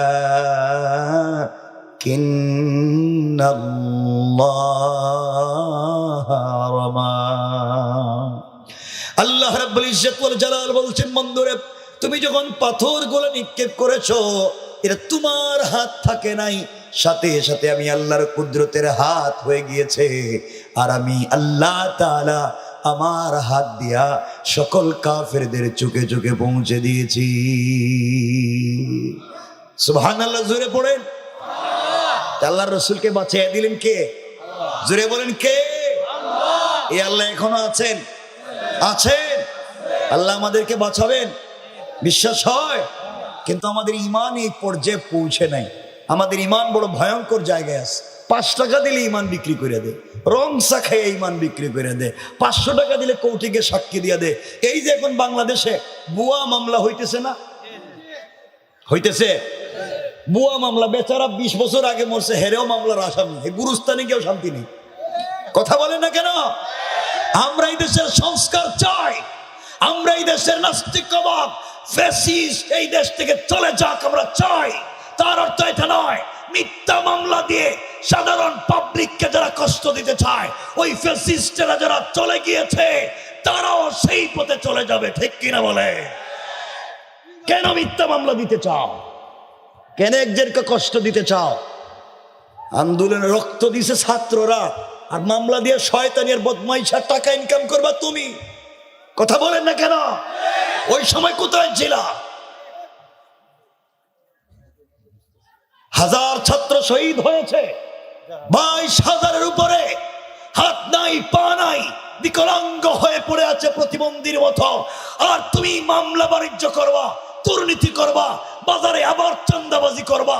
আগে একদল করতো, তুমি আবার শুরু করবা। তোমাদেরকে ওই দেশে থাকতে দেওয়া হবে না। মনে রাখবেন পরিষ্কার কথা, চাঁদাবাজির জন্য ছাত্ররা জীবন দেয় নাই, বুয়া মামলা দেওয়ার জন্য জীবন দেয় নাই, থানায় গিয়া বাটপারি করার জন্য জীবন দেয় নাই। ওই সমস্ত নোংরামি যারা করছে, ছাত্ররা জীবন দিয়েছে, যৌবন দিয়েছে, বিসর্জন করেছে। আর তুমি আছো তোমার ব্যবসা নিয়ে ব্যস্ত। মনে রাখবা মুসলমানেরা, ফ্যাসিস্ট এবং দুর্নীতিবাজ যে নামই আসুক না কেন, যে কালারই আসুক না কেন, যে সিস্টেমই আসুক না কেন, এই দেশের যুব সমাজ তাদেরকে গ্রহণ করে নিবে না, ঠিক কিনা জোরে বলে? এগুলো শয়তানি বাদ দিতে হবে, এই নোংরামি খেলা বাদ দিতে হবে। কারণ আপনাদের শিক্ষা নেওয়া দরকার। এই 5 তারিখের আগেও অনেক মানুষের কোটি টাকার বাড়ি ছিল, কোটি টাকার গাড়ি ছিল, ফ্যাক্টরি ছিল, ইন্ডাস্ট্রি ছিল, বাড়ি গাড়ি সবই আছে, কিন্তু ঘর বাড়ি ফালাইয়া এখন বন জঙ্গলে থাকে। কথা বলে না কেন? এটাকে মিথ্যা বলছি বাবা আমি? বাড়ি আছে, গাড়ি আছে, air cooler, air condition, tiles, ceramic সব আছে, এখন বন জঙ্গলে থাকে। তোমার কি বিবেক নাই? তুমি যে আবার এগুলো শুরু করছো, তোমার এগুলা ফালাইয়া তোমাকেও তাদের মতো বন জঙ্গলে থাকা লাগবে। এই জন্য যারা এই সুযোগে যারা আবার ওই সমস্ত ভুয়া হামলা মামলা দিয়ে সাধারণ একেবারে নিরীহ, আমি কোনো অপরাধীর কথা বলছি না, অপরাধী শাস্তি পাও, কিন্তু নিরীহ মানুষকে যারা কষ্ট দিতে শুরু করেছে, বাজারে এখন বলে আগে হুজুর একজন চাঁদা নিত, এখন আরেকজন নেই, আগেরটা ছিল মুঠা, এখন কোটা হালকা, এত 16 বছর খাইতে পারে নাই, এই জন্য হালকা আইছে। বুঝেন নাই? আগে চাঁদা নিত একজন, এখন নিতেছে আরেকজন। চাঁদা আগের জায়গায় আছে, শুধু মানুষটা পাল্টিছে। আমরা এই মানুষ পাল্টাতে চাই নাই, আমরা পুরো রেজিম সিস্টেমকে পাল্টে দিতে চাই, ঠিক কিনা বলে? যে মনে রাখবেন এই শয়তানিগুলা বন্ধ করে। আমি যা বলতেছি পরিষ্কার বলতেছি, সুযোগ বুঝে নিরীহ মানুষকে আপনি মামলায় ঢুকাই দিবেন। অনেক মানুষ কিছুতে জোড়ায় নেয়, পয়সা আছে, এই সুযোগে হের নাম দিয়ে দিছে, দিলেই তো টাকা দিব, নাম কাটতে তো টাকা লাগবে, কথা বলেন না কেন? হে টাকা দেও, ব্যবসা শুরু করে দিছে। আরে ব্যবসা, তুমি এইভাবে কোন মানুষকে যদি কষ্ট দাও তুমি জালেম। আর রব বলেছেন কোন জালেমের সাথে তার সম্পর্ক নাই। তুমি যদি টাকা নিয়া মানুষকে ঠকাইয়া কষ্ট দিয়া, ওই টাকা দিয়া তোমার স্ত্রী রে খাওয়াও, তোমার সন্তান রে খাওয়াও, তোমার মা বাপ রে খাওয়াও, কসম কিয়ামতের দিন তারাই তোমাকে জাহান্নামে নিয়ে যাবে। বিশ্বাস হয় না? আমি বলছি আমি বলছি আমি বলছি কষ্ট নিতেছেন আমার কথায়? একটা হয়ে গেছে, না না না বেশি করব না, শুনেন কোরআনে কারীমের সূরা আল মাআরিজ, খুব শুনেন, কোরআনে কারীমের সূরা আল মাআরিজ আয়াত নম্বর 8, রব বলেছেন ইয়াউমা তাকুনুস সামাউ কাল মুহুল। ও বান্দা, তুই এত কিছু তোর চোখের সামনে দেখেও বিশ্বাস করলে না, জালেমের কেমনে পতন গোঠাই দেখেও বিশ্বাস করলে না, এরপরেও তুই না ফরমানি করলে। ইয়াউমা তাকুনুস সামাউ কাল মুহুল, যেই দিন আসমান বিগলিত তামার মতো ফুটা ফুটা হয়ে পড়বে। ওয়া তাকুনুল জিবালু কাল আহিন, যেই দিন পাহাড়গুলা রঙিন সুতার মতো উড়ে যাবে। ওয়ালা ইয়াসআলু হামিমুন হামিমা, ওই দিন কলিজার টুকরা বন্ধু পর্যন্ত বন্ধুর খবর নিবে না। যেই বন্ধুর পাল্লায় পড়ে চাঁদাবাজি করলে, যেই বন্ধুর পাল্লায় পড়ে আরেকজনের গুদাম দখল করলে, যেই বন্ধুর পাল্লায় পড়ে গাড়ি থামাইয়া গাড়িতে চাঁদাবাজি করলে, গাড়ি থামাইয়া মানুষদের কাছ থেকে ডাকাতি করলে, আল্লাহ বলছেন ওয়ালা ইয়াসআলু হামিমুন হামিমা, ওই বন্ধু পর্যন্ত বন্ধুর খবর নিবে না। ইউবাসসিরুনহুম ইয়াওয়াদ্দুল মুজরিমু লাউ ইফতাদি মিন আযাবি ইয়াউমিইযিন বিবানি। ও বান্দা, কিয়ামতের দিন দেখবে তোর আমল নামায় লেখা তুই ঠিক মতো সালাত পড়স নাই, ঠিক মতো ইবাদত করস নাই। আল্লাহ বলবেন কেন করলে না? আমি আপনি জবাব দিব, আল্লাহ আমার বাচ্চাকে ভালো স্কুলে পড়াতে গিয়া রাত দিন কাজ করেছি, আল্লাহ কিছু টাকা পয়সা ইনকাম করতে গিয়া আমরা ওভার ডিউটি করেছি, ওভার কাম করেছি, এই জন্য সালাত পড়তে পারি নাই। আল্লাহ বলবেন ডাক দে তোর সন্তানদেরকে ডাকা হবে, বাবা আমি না আরেকজনের উপরে বুয়া মামলা দিয়া এই টাকা দিয়ে তোরে পড়াইছিলাম, আমি না চাঁদাবাজি করে তোরে পড়াইছিলাম, বাবা আজকে আমার বাছা। সন্তান বলে ইয়াউমিইযিন বিবানি, ও আল্লাহ এই বেচারা আমাকে বলতেছে আমি নাকি তার সন্তান, আমার বাপের চেহারা এমন ছিল না। সন্তান বলবে ওই দিন খাওয়াইছে তো, সন্তান বলবে আল্লাহ আমার বাপের চেহারা তো এমন ছিল না। এটা আরেকটা, আপনি বলবেন আল্লাহ যেই সন্তানের জন্য শয়তানি করলাম, যেই সন্তানের জন্য নাফরমানি করলাম, সন্তান বলে আমারে চিনে না, আল্লাহ এই সন্তান রে বান্ধ, আমারে ছেড়ে দাও। আল্লাহ বলেন তোর সবগুলো সন্তান রে বানলাম কিন্তু তোরে ছাড়তাম না। বুঝছেন নি কথা? পরের আমল নামায় লেখা ও সাহিবাতিহি ওয়া আখি, আল্লাহ বলবেন তোর আমল নামায় লেখা দেখি তুই সুদ খাইছস, আরেকজনের বাড়িতে তালা মারছস, জায়গা জমি বুয়া জাল দলিল করছস। আল্লাহ আমি করি নাই, আমার বউ কইছে, পাশের বাড়ির বেচারা যদি এগুলা করে টাকার মালিক হইছে, করো না কেন এগুলা, পরে আমরা হজ করে তওবা করব। কথা কন না কেন? আল্লাহ বউর কথায় আমি এগুলা করছি, আল্লাহ এই বউরে জিগাও আজকে আমি আসি না নাই, বউকে জিজ্ঞাসা করা হবে তুমি কি এই বেচারারে চিনো? বউ বলবে আল্লাহ আমার তো দুনিয়ায় থাকতে বিয়েও হয় নাই, ও সাহিবাতিহি, ও বিয়েই হয় নাই বলবে। আল্লাহ বলবেন তোর আমল নামায় তো আরো লেখা আরেকজনের মাথায় বাড়ি দিছিলে, আল্লাহ আমি না, আমার ভাই, ওই যে আমার ভাই দুইটা গুন্ডার মতো দল করে, এরা কইছে ভাই মার, আমরা তো পিছনে আছি, যা কর লাগে থানায় আমরা দান্দাবাজি করব, যেখানে যা কর লাগে আমরা করব, তুই কর, আমরা তো করছি। আল্লাহ বলবেন বাইরে ডাক দে, বাইরে ডাকা হবে, ভাই বলবে আল্লাহ আমি তো একাই ছিলাম, আমার কোনো ভাই ছিল না। কি বুঝলেন? ও সাহিবাতিহি ওয়া আখি, হে বলবে আল্লাহ আমার বউরে বান্ধ, আমার ভাই বোন রে বান্ধ, আমারে ছেড়ে দাও। আল্লাহ বলেন তোর বউরেও বানলাম, ভাই বোন রেও বানলাম, কিন্তু তোরে ছাড়তাম না। আল্লাহ বলবেন তোর আমল নামায় আরো কি কি ও ফাসিলাতিহি আল্লাতী তুই, তোর দলের লিডার কইছে এই আরে বান 10 লাখ চান্দালো, তোর অর্ধেক আমার অর্ধেক, দে দোকানে তালা মার। আল্লাহ আমি করি নাই, আমার লিডার কইছে লিডারের কথা শুনছি, আমি তো সামনে নির্বাচন করা লাগবে, আমার তো একটা দল লাগবে, গ্রুপ লাগবে, আমি তো গ্রুপের লিডার ছিলাম, ওর কথা আমি এগুলো করছি। আল্লাহ এরে জিগাও, আবার আজকে চিনে নি, লিডার বলবে আল্লাহ আমি তো লিডার ছিলাম না, আমি কর্মী ছিলাম। চিন্তা করছেন নি? হ্যাঁ কইবে আমি কিচ্ছু ছিলাম না। ও ফাসিলাতিহিল্লাতি তুই, আল্লাহ বলবে তোর লিডার দেখি তোরে চিনে না। এখন সে দেখবে লিডারও নাই, মা বাপও নাই, স্ত্রীও নাই, ভাই বোন নাই, সন্তান নাই। আল্লাহরে বলবে আল্লাহ আমি দেখতেছি কেউ চিনে না আমারে, আল্লাহ আমার একটা সুযোগ দাও, আমি তোমার আরো কিছু দিতে চাই। আল্লাহ বলেন কি দিতে চাস? সে বলতেছে ওয়ামান ফিল আরদি জামিআন সুম্মা ইউনজি, আল্লাহ আসমান জমিনে যা আছে সব নেও, আমারে ছেড়ে দাও, আমারে কি করো, ছেড়ে দাও। আল্লাহ তো কিছু বলবেন নাকি?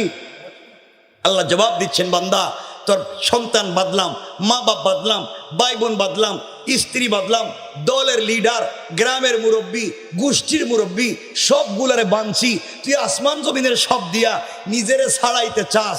আল্লাহ বলছেন কাল্লা, কখনো না, কখনো না। আল্লাহ কি করবেন তাইলে? ইন্নাহা লাজা, তোকে লেলিহান আগুন দিয়ে জ্বালাবো। আগুন দিয়ে কি জ্বালাইবেন? আল্লাহ বলছেন নাজ্জাআতাল লিশাওয়া, যে আগুন চামড়া জ্বালায়, হাড্ডি জ্বালায়, গোশত জ্বালায়, কিন্তু রূহ জ্বালায় না। রূহ জিন্দা রাখবো, যেন তোর কষ্ট হয় সব জ্বালাইয়া দিব, রূহ জ্বালাবো না। এরপরে বলবো তাদউ, যাদের কারণে এগুলা করছিল এদেরকে ডাক দে। তাদউ মান আদবারা ওয়া তাওয়াল্লা, যাদের কারণে এগুলা করছিল এদেরকে ডাক দে। ডাকবে, সবাই পিঠ দেখাইয়া দেখাইয়া চলে যাইবে, কেউ সামনে থাকবে না। অপরাধ কি? এরপরের আয়াতে আল্লাহ বলছেন ওয়া জামা ফাআওয়া, ওয়া জামা ফাওয়া, মানুষকে ঠকাইয়া মাইরা, হামলা মামলা দিয়া, মানুষকে ভয় ভীতি দেখাইয়া টাকা জমাইছিলা। ওয়া জামা ফাওয়া, টাকা জমাইছিলা আর বাড়াইছিলা। আল্লাহ কোরআনে কারীমের 30 নম্বর পারা সূরা হুমাযার মধ্যখানে বলছেন আল্লাযী জামা মালা ওয়া আদ্দাদা, সম্পত্তি জমাইছিলা, গণনা করছিলা, এখন মায়ের খাও, কাউরি পাইবা না। কিছু বুঝছেন? জুয়া, জুয়ার কিতা সবই তো কইতেছি। তো আমার কথা কি বুঝছেন আপনারা? এখন আমাকে বলেন কিয়ামতের দিন কেউ কাজে আসবে? আসতে বললেন কেন? বলেন কাজে আসবে? এজন্য আপনারা আমাকে কথা দেন, আপনারা যারা এখানে আছেন কেউ যদি কোনো চান্দাবাজির সঙ্গে জড়িত থাকেন এগুলা বাদ দিবেন। ঠিক কি তা কয়? একটু হাত তুলে দেখাও তো দেখি কারা কারা চান্দাবাজি করো। এটা কি দাঁড়ি? এটা দেখি হাত তুলে লিছে, এটা কি তা আল্লাহ জানে।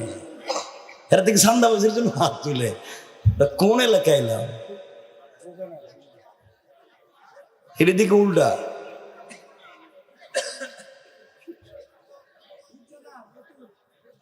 বুঝছে না? এজন্য ভালো হয়ে যাও। কি হয়ে যাও? ভালো হয়ে যাও। যুবক তোমাদেরকে বলছি ভাই, দুহাত জোড় করে বলছি, 1-2 মিনিট কথাগুলো শোনো, এরপরে কি বলতে চাই মনোযোগ দিয়ে শোনো। যুবক তোমাদেরকে বলছি ভালো করে, যুবক আমিও তোমাদের এক ভাই, আমিও তো জোয়ান মানুষ। শোনো যুবকেরা, আল্লাহর ওয়াস্তে ভুল পথে যাইও না। কেউ দুনিয়ার আপন না, বিপদে পড়লে কাউকে পাবা না। বন্ধু এমন আছে, বন্ধু দাওয়াত খাওয়াইয়া গলা কেটে মেরে ফেলে, দাওয়াত খাওয়াইয়া মাইরা ফেলায়, এমন বন্ধুর অভাব নাই। এই দেখেন এই দেশে এখন শুধু মারামারি, কে কারে মাইরে ফেলায়, কে কারে জবাই করে, কে কার কাছে চান্দাবাজি করে, কার বাচ্চা কোথায় নাই হয়ে যায়। শুধু নাই নাই দেখা যায় অমুকের বাচ্চা নিখোঁজ, অমুকের মা নিখোঁজ, অমুকের বাপ নিখোঁজ। কয়েকদিন পরে শোনা যায় কয়েক সন্তান নিতে হলে 10 লাখ টাকা লাগবে। এই সমস্ত শয়তানি যারা করতেছে, যুবক তোমাকে আমাকেই তো তাদের বিরুদ্ধে দাঁড়াতে হবে। কিন্তু তোমরা কেমনে দাঁড়াবে? তোমরা তো এখন আছো প্রেম নিয়ে ব্যস্ত। এটা ঠিক নেই, খুব গরম দেখা যায়। তোমরা আছো প্রেম নিয়ে ব্যস্ত, তোমরা এগুলো বাদ দাও। যুবক তোমরা তো প্রেম করতে পারো, তাহলে আমি পারি না? কথা কেন? আমি কি তা 70 বছরের বুড়া না কি তা? আমি প্রেম করতে পারি না? আমার কি শখ নাই? তো তোমাদের মতো ভুয়া প্রেম করতে যাব কেন? তুমি যেই মেয়ের সাথে প্রেম করো, যুবক শোনো আমি বলছি 1 মিনিটে, যুবক তুমি যেই মেয়ের সাথে প্রেম করো, তোমার প্রেমিকা, তোমার গার্লফ্রেন্ড হয়তো খুব স্মার্ট, খুব সুন্দর, এক্সট্রা অর্ডিনারি করা তার চেহারা, তার বয়স শুনলে বাতের প্লিট ফেলাইয়া কুত্তার মতো দৌড় দো। যেই মেয়ের সাথে প্রেম করে মা বাপের মুখে চুনকালি দিয়েছ, ওই মেয়েকে নেওয়ার কারণে ওই মেয়ের সাথে সম্পর্ক করে মাকে দেখতে পারো না, বাপকে দেখতে পারো না, বিদেশ থেকে টাকা মা বাপকে না দিয়া ওই মেয়ের বাড়িতে পাঠাও, ওই মেয়ে তোমার টাকা নিয়ে নাচানাচি করে। যুবক, তুই জানিস না ভাই, সব ঠুকা, সব দান্দাবাজ। ওই মেয়ে যদি আগামীকালকে তোমার চাইতে স্মার্ট, তোমার চাইতে টাকাওয়ালা, তোমার চাইতে সুন্দর আরেকটা যুবককে পেয়ে যায়, হয়তো তোমাকে ভুলে যেতে 1 মিনিটও লাগবে না। সব ঠুকা, সব ঠুকা। তোমার বয়স মাত্র 22, সে 52 বছরের এক বুড়া বেটারে পাইছে। বেটার আমেরিকার পাসপোর্ট আছে, কানাডা অথবা ইংল্যান্ডের পাসপোর্ট আছে, দেখবা হের মা শুদ্ধ চলে গেছে। কথা বলো। এই জন্য সব ভুয়া, ওই পথে পা বাড়াইও না। যুবক, তোমাকে আবারও বলছি, আমি তোদের ভাই, তোদের পায়ে হাত রেখে বলছি, যুবক, যার সঙ্গে সারা রাত টেলিফোনে কথা বলো, রাত চলে যায়, কথা শেষ হয় না। যুবক, জানোস না ভাই, ওই মেয়ের সঙ্গে একটু রাগ করে দেখ, টেলিফোন অফ করে দিবে, প্রয়োজনে ব্লক মেরে দিবে। আবারও বলতে পারে আগামী কালকে তোমার সঙ্গে কথা বলতে পারবো না, আমার পাশে আমার মা ঘুমাইবে, তো মা শুনে ফেলাইবো। আসলে ওর মা নাই, কিচ্ছু নাই, হয়তো আরেকটা টেলিফোন দিয়ে আরো কারো সঙ্গে কথা বলতে পারে। কারণ এই পথে যে নেমে গিয়েছে, তুমি মনে করতেছো সে ভালো। মনে রাখবা, তুমি যদি 5টা প্রেম করে থাকো আর ছেলেরা প্রেম করে 10টা, বিয়ের সময় মেয়ে খুঁজে রাবিয়া বছরই। আরে জোয়ান, তুই জানিস না রব কোরআনে বলছেন খবিসের জন্য খবিস, আল্লাহ বলছেন পবিত্রের জন্য পবিত্র, ও পবিত্রের জন্য অপবিত্র। তুমি 10টা প্রেম করছো, আর যেই মেয়ের বিয়ে করছো, ও কোরআন শরীফ হাত নিয়ে বলছে আমার জীবনে কোনো ছেলের দিকে তাকাই নাই। মনে করবা তোমার সেইটা ডাবল কামলা। কথা বলেন না কেন? হেরে অরিজিনাল টাটকা কামলা। এই জন্য এই কথা বলছে। বোনদেরকে বলছি, বোন, তুমি এক ছেলের সঙ্গে প্রেম করছো, ও বলছে জিন্দেগিতেও আমি কোন মেয়ের দিকে তাকাই নাই, আমি একবারে পুত পবিত্র। মনে করবো 60টা শয়তান। কথা বলেন না কেন? ও মিথ্যা কথা বলতেছে, একবার মিথ্যা কথা বলতেছে। কারণ তুমি যে লাইনের রব বলেছেন তুমি পাইবা, ওই লাইনের এটার কোনো ব্যবধান হবে না।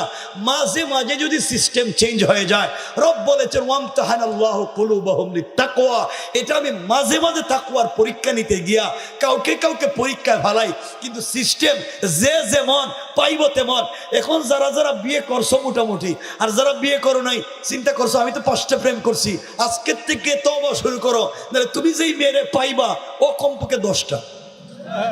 কথা কি বুঝছো বাবা? এগুলোর থেকে বাইচে থাকো, এই পথ নিজেকে ছেড়ে দাও, নাইলে তুমিও বিপদী, জিনিসটা পাইবো বিপদী, পুরো লাইফটাই শেষ করে দিও। কথা বলেন না কেন? আমার কথা কি মিথ্যা? যুবক, তোমাদেরকে আরেকটু বলছি, মনোযোগ দিয়ে শোনো। এই জন্য যুবক, প্রেম যদি করতে হয়, ভালো যদি বাসতে হয়, একজনকে, তিনি কে? আরো জোরে বলো, কে? আমার আল্লাহ তো আমার রসুলের সাথে প্রেম করতেন, আমার রসুলকে ভালোবাসতেন। প্রেম তো ওখানে করবা, চাইবা তো ওখানে। আমার রসুলকে মাঝে মাঝে আমার আল্লাহ ডাক দিতেন, ও বন্ধু, ইয়া আইয়ুহাল মুদাসসির, ইয়া আইয়ুহাল মুজাম্মিল। মাঝে মাঝে বলতেন কুম ফাআনজির ওয়া রাব্বাকা ফাকাব্বির ওয়া সিয়াবাকা ফাতাহির। ও চাদরওয়ালা, চাদরের নিচ থেকে বের হও। ও কম্বলওয়ালা হাবিবুল্লাহ, তুমি খাদিজার সঙ্গে ঘুমিয়ে আছো। আল্লাহু আরশ ইস্তাওয়া, আমি আরশে আজিমে একা একা ভালো লাগে না। বন্ধু, তুমি দুনিয়ায় ঘুমাইছো, লা তাখুযুহু সিনাতুম ওয়ালা নাওম, তোমার প্রেমিক তো ঘুমায় না, একটাবার উঠো না, রাত না শেষ হয়ে যায়, আমি যে ঘুমাই না, একটাবার কথা বলতে চাই। বন্ধু উঠো, ঠান্ডা পানি দিয়ে ওযু করো, সিজদায় গিয়া সুবহান বলে আমাকে ডাক দাও, আমি রব আরশে আজিমে থাকবো না, সাথে সাথে তোমার দরজায় হাজির হয়ে যায়। হাজির রব, তার নাম। ভালোবাসলে ওখানে বসো, যাকে ডাকলে পাওয়া যায়, যিনি ঘুমায় না আমার জন্য, যিনি জেগে থাকে আমার জন্য, যিনি রাত হয়ে গেলে দরজায় এসে ডাকে, বন্ধু উঠ না, হাইয়া আলাল ফালাহ, কামিয়াবি তো আমার কাছে।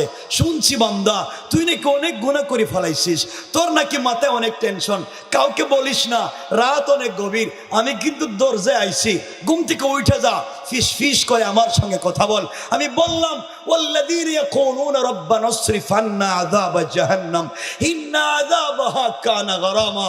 ও বান্দা, সাকরাতের আগে তুই যদি আমার কাছে তওবা করিস, 100 বছর যদি হায়াত দেই, 99 বছর 11 মাস 29 দিন নাফরমানি করছস, একদিন মাত্র বাকি আছে, ওই সময় যদি তুই আমার কাছে তওবা করিস, বান্দা কথা দিলাম, মা যেভাবে হারিয়ে গেলে সন্তান 50 বছর পরে ফিরে পাইলে খুশি হয়ে যায়, আমার বান্দা 100 বছর পরে যখন আমাকে একটা বার গভীর রাত্রে আল্লাহ বলে ডাক দে, রব সহ্য হয় না, সাথে সাথে বান্দাকে মাফ করে আমার কুদরতের কুলে উঠাইয়া জান্নাতের ফয়সালা করে দেই। এই জন্য প্রেম তো ওখানে করবা, ভালো তো ওখানেই বাসবা। রব চায় তোমাকে, বন্ধু আসো আমরা একসাথে রবের কাছে যাই। রব চায়, তোমার কি হয়েছে? কেউ তোমাকে ভালোবাসে না আমি ছাড়া, পৃথিবীর কাউকে 100% খুশি করতে পারবা না, তুমি তোমার ভাই বোনকে 100% খুশি করতে পারবা না, তুমি তোমার মা বাপকেও পারবা না, স্ত্রীকেও পারবা না।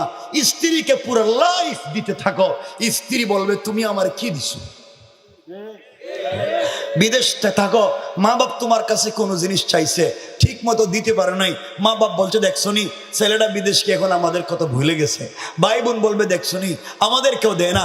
অথচ তুমি গাদার মতো কাজ করো, ঈদের দিনও কাজ করো, নিজে রান্না করো, নিজে কাপড় দাও, নিজে খাও, আর ওই টাকা দিয়া বাড়িতে যারা থাকে সুন্দর মোটর সাইকেল দৌড়ায়, এয়ার কন্ডিশন করে থাকে, এরপরেও বলে ভাই দেয় না, 100% খুশি করতে পারবা না।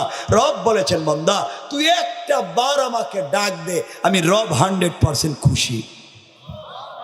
সুবহানাল্লাহ বললেন না? এই জন্য আমরা পারবো তো ইনশাল্লাহ? আসতে বলবেন না, জোরে বলেন ইনশাল্লাহ। আল্লাহকে খুশি করতে পারবো তো ইনশাল্লাহ? আর এই সবগুলো সম্ভব হবে যদি কোরআনের শিক্ষা থাকে। আমি যে কথার দিকে আপনাদেরকে নিয়ে যেতে চাই, কোরআন অন্ধকার থেকে আলোর পথে মানুষকে কেমনে নিয়ে যায়, এই যে আপনাদেরকে নিয়ে যাই, রবের পরিচয় পাও, অন্ধকার থাকবে না, আলোকিত হয়ে যাবে। কোরআনের শিক্ষা গ্রহণ করো, অন্ধকার থাকবে না, আলোকিত হয়ে যাবে। ও বন্ধু, ওই যে আগে একটা কথা বলছিলাম, ওই আগের দান্দাবাজি এখনো চলে, আগের জুলুম এখনো চলে, শুধু নাম পাল্টাইছে, মানুষ পাল্টাইছে, দান্দাবাজি আগের জায়গায়। এর অর্থ হলো সমাজের সকল জায়গায় কোরআন নাই। আমাদের আন্দোলন হবে একবারে চৌকিদারি টেবিল থেকে পার্লামেন্ট পর্যন্ত সকল জায়গায় সংবিধান হবে আল কোরআন। জোরে বলেন ঠিক কিনা? কোরআন যদি সকল জায়গায় পৌঁছে যায়, সমাজে দুর্নীতি থাকবে না, সমাজে ফিতনা থাকবে না, সমাজ সেবার অধিকার ফিরে পাবে একমাত্র কোরআনের মাধ্যমে। শুয়া একটা কষ্ট হচ্ছে, কোরআন কেমনে পরিবর্তন করতে পারে আমি লম্বা আলোচনা যেতে চাই, মন চায়, রাত অনেক বেশি। আমি বলি না, আমি বলি শুনে, আমি বলি একটা কথা, 12টা পর্যন্ত আমরা তো কত কথা বলি, সারা বছর কথা বলি, ডাক্তারের পরামর্শ নেই। 12টা পর্যন্ত, সকাল 12টা থেকে রাত 12টা পর্যন্ত কথা বললে যে ক্ষতি হয়, 12টার পরে 1 মিনিট কথা বললে তার থেকে বেশি ক্ষতি হয়। কারণ 12টার পরে বডিতে যে গ্ল্যান্ড আছে, আমাদের যে গ্ল্যান্ড, মাথার থেকে পা পর্যন্ত যে গ্ল্যান্ডগুলো আছে, রক্ত ডেলিভারি করে, ওগুলা বসে যায়, কুশগুলা বসে যায়, কারণ তার ঘুমানোর টাইম। তখন আমরা তার মাইরা পিটাইয়া শক্ত করে সজাগ রাখি, তুই ঘুমাইতে পারবি না, আমি না কথা বলতেছি, কিন্তু তার ঘুমের টাইম। বাচ্চারা দেখছেন না, ঘুমের টাইম হইলে পড়ে যায় না, ছোট বাচ্চা কুলে নিছেন, ও ঘুমের টাইম, কে কার সুখ কথা শুনে ও পড়ে যায়, কারণ তার ঘুমের টাইম। ওই সিস্টেমই এটা, ওই গ্ল্যান্ডের ঘুমের টাইম, সিস্টেমে শুয়ে পড়া। এই জন্য আল্লাহ রসুল বলছেন সন্ধ্যার সাথে সাথে মাগরিবের পরে এশার আগে খেয়ে ফেলো, এশার নামাজের পরে ঘুমিয়ে পড়ো। কথা শুনেন নাই? রসুল তো হাদিসে বলছেন মাগরিবের পরে এশার আগে খেয়ে ফেলো আর এশার নামাজ পড়ে ঘুমিয়ে পড়ো। আমরা ওই সময় কি করি আর ওই সময় কি করি, উল্টা।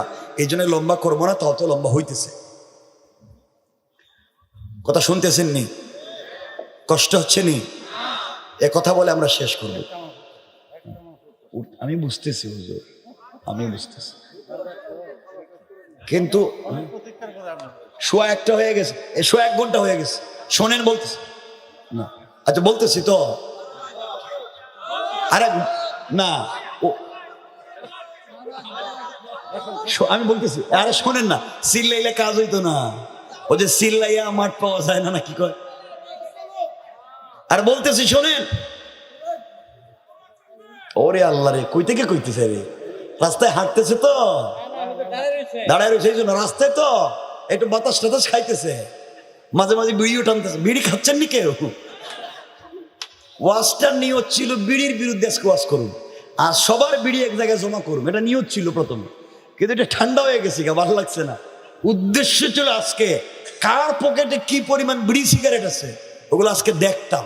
যে বিড়ি খাও তাহলে মসজিদে যাও কেন, বিড়ি খাইবা তাহলে ওয়াজে আইসো কেন, বিড়ি নিয়ে তুমি মসজিদে কেন যাও? হ্যাঁ, বিড়ির মধ্যে কি সুগ্রাণ থাকে না দুর্গন্ধ থাকে? দুর্গন্ধ থাকলে ফেরেশতারা কাছে আসে, এটা টানো কেন, এইটা টানো কেন? আমি চিন্তা করি যেই ছেলেরা বিয়ে করছে এরপরে বিড়ি খায়, এদের বউ কি তা গাঞ্জা খায়নি? তাহলে এদেরকে ফিরায় না কেন? মুসলিমিন আমিরুল মুমিনিন হযরতে আবু বকর সিদ্দিক রাদিয়াল্লাহু তাআলা আনহু যখন মদিনার খলিফা, বন্ধু কথাগুলা দিল দিয়ে শোনো, লম্বা করতে চাই না, মনোযোগ দিয়ে শোনো। শুধুমাত্র বুঝাতে চাই, একটা আওয়াজ তুলতে হবে সবাই মিলে আজকের আলোচনায়, যে আমরা পার্লামেন্টে, আমরা ঘরে বাহিরে সকল জায়গায় কোরআনের আইন চাই। কোরআন যদি এসে যায় সমাজ কেমনে সুন্দর হয়ে যাবে চিন্তা করতে পারবেন না। কোরআন যদি সমাজে প্রতিষ্ঠিত হয়ে যায়, বাজারে কেউ দুর্নীতি করবে না, চিন্তাই করবে না, গাঞ্জা ব্যবসাও করবে না, সুদ ঘুষ খাবে না, সকল চুরেরাও দেখবেন তাহাজ্জুদ ওয়ালা হয়ে গিয়েছে। কোরআন মানুষকে কেমনে পরিবর্তন করতে পারে কথাগুলো দিল দিয়া শুনেন। এই জন্য আপনাদের দুটা পায়ে জড়িয়ে বলছি, কোরআনকে থিসিস করুন, অ্যানালাইজ করুন, গবেষণা করুন। আল্লাহ বলছেন কোরআনে তিবিয়ানান লিকুল্লি শাই, সব কিছুর পূর্ণাঙ্গ বিশ্লেষণ তো কোরআনে দিয়ে রেখেছেন আল্লাহ তাআলা। খলিফাতুল মুসলিমিন আমিরুল মুমিনিন সিদ্দিক আকবর যখন মদিনার খলিফা, মনোযোগ দিয়ে শোনেন, ওই রাষ্ট্রের চিফ জাস্টিস, প্রধান বিচারপতি হলেন হযরত ওমর। যে ওমর রাসূলের মাথা কাটবার জন্য গিয়েছিলেন, যে ওমর রাসূলকে মারবার আগে তার বোন ফাতেমাকে রক্তাক্ত করে মাথা ফাটিয়েছিলেন, যেই ওমর তার বোন ফাতেমার স্বামীকে মারতে মারতে দাঁত ফেলে দিয়েছিলেন, ওই ওমর মদিনার রাষ্ট্রের প্রধান বিচারপতি, ওই রাষ্ট্রের প্রধান উপদেষ্টা মানে পরামর্শদাতা হযরতে আলী, হযরতে ওসমান। চিন্তা করেন, রাষ্ট্র যিনি চালায় রসুলের বন্ধু এবং রসুলের শ্বশুর, আর রাষ্ট্রের প্রধান বিচারপতি রসুলের বন্ধু এবং রসুলের শ্বশুর, আর যে দুইজন প্রধান পরামর্শদাতা, একজন রসুলের চাচাতো ভাই আর দুজন রসুলের তিনটা মেয়ের জামাই। আল্লাহু আকবার বলে। ফজরের সালাত পড়ে হযরতে আবু বকর বসে পড়লেন। এমন সময় ওসমান নামাজের পরে দাঁড়িয়ে গেলেন আর ডাক দিয়া বলছেন, খলিফাতুল মুসলিমিন আমিরুল মুমিনিন সিদ্দিক আকবর, আপনি রাষ্ট্রের খলিফা, আপনার কাছে আমার একটা প্রশ্ন ছিল, আমি কি করতে পারি? আবু বকর বলছেন, ওসমান কেন নয়, তুমি পাবলিকের সামনে বলো। ওসমান দাঁড়িয়ে বলছেন, শোনো আবু বকর, আল্লাহর রাসূল ইন্তেকাল করেছেন, বেশি দিন হয় নাই, তুমি রাষ্ট্রের খলিফা। আমি জানতে চাই, আল্লাহর রাসূলের ইন্তেকালের পরে তুমি রাষ্ট্র কি দিয়ে চালাও, কি দিয়ে মদিনা নামক রাষ্ট্রটাকে চালাও? আবু বকর ডাক দিয়া বলছেন, ওসমান রে, আমি তো কোরআন দিয়া রাষ্ট্র চালাই, রাসূলের তরিকায়। আল্লাহ যেভাবে বলছেন রাসূলের তরিকা মতো এভাবেই চালাই, কোরআন সুন্নাহ দিয়া রাষ্ট্র।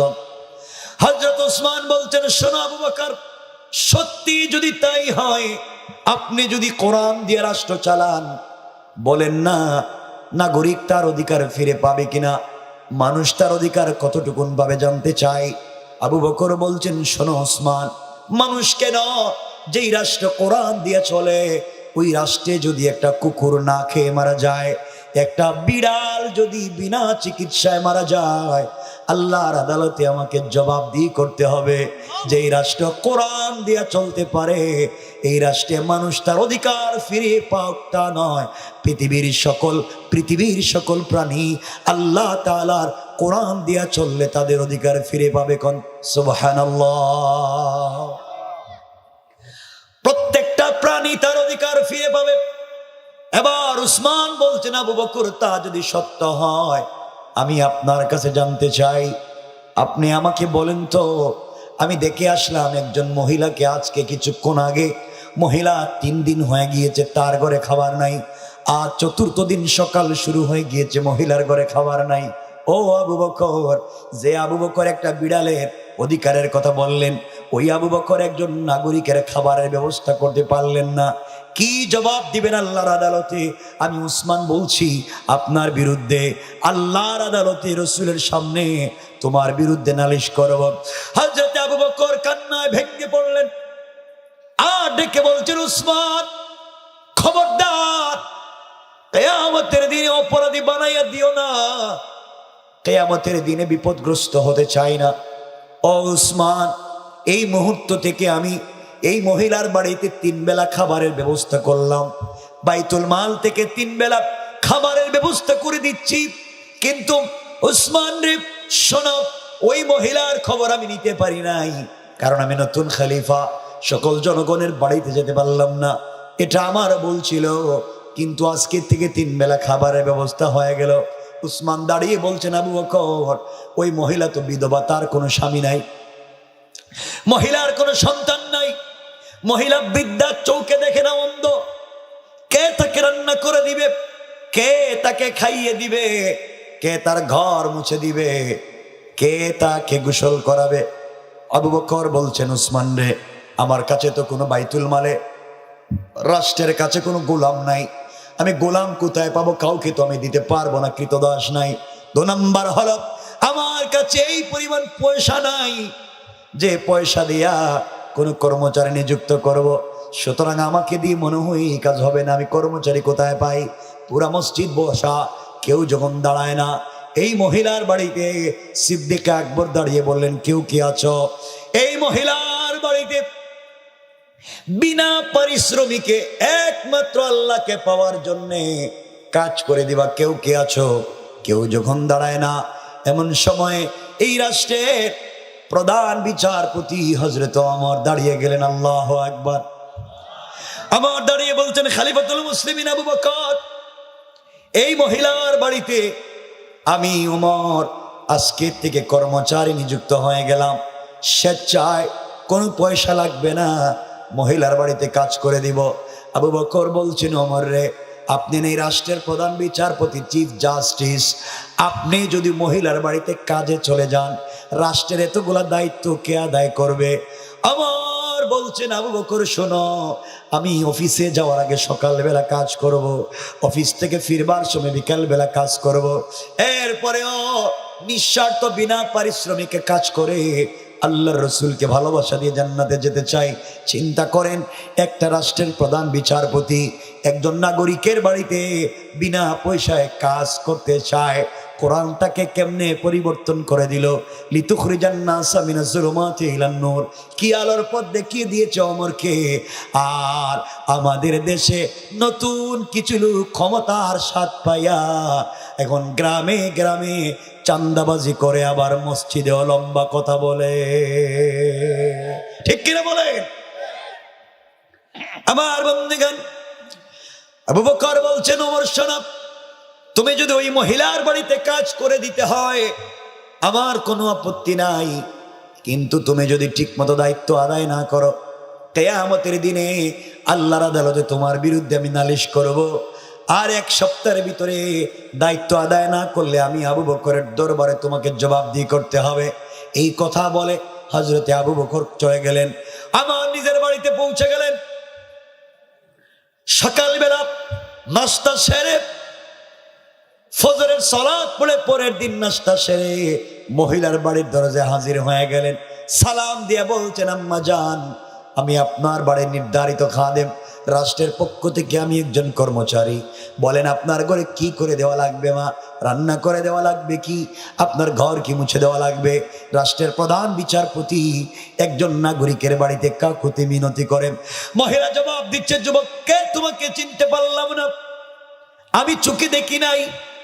যুবক রে, তুমি এসেছো আমার বাড়িতে কাজ করে দিতে চাও? যুবক, তুমি আসার প্রায় 3 ঘন্টা আগে আর একজন যুবক এসে আমার ঘরের সবগুলা কাজ করে দিয়ে চলে গিয়েছে। হযরত আমার বাড়িতে পৌঁছে গেলেন।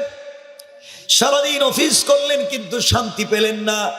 পরের দিন ফজরের নামাজ পড়ে, ফজরের সালাত পড়ে সালাম ফিরিয়ে দৌড় দিলেন মহিলার বাড়িতে। দরজায় গিয়ে নক করলেন, আম্মা যান বলেন না আমি আপনার বাড়ি নির্ধারিত খাদেম, কি করতে পারি? মহিলা জবাব দিচ্ছেন, বাবারে কে তুমি এসেছো আজও? যুবক, তুমি আসার 2 ঘন্টা আগে আরেকজন যুবক এসে নিজের হাতে রান্না করে আমাকে খাইয়ে দিয়া আমার কাপড়গুলা দৌত করে দিয়ে চলে গিয়েছে। হযরত আমার আশ্চর্য, মাথা গরম হয়ে গেল। পরের দিন সিদ্ধান্ত নিলেন,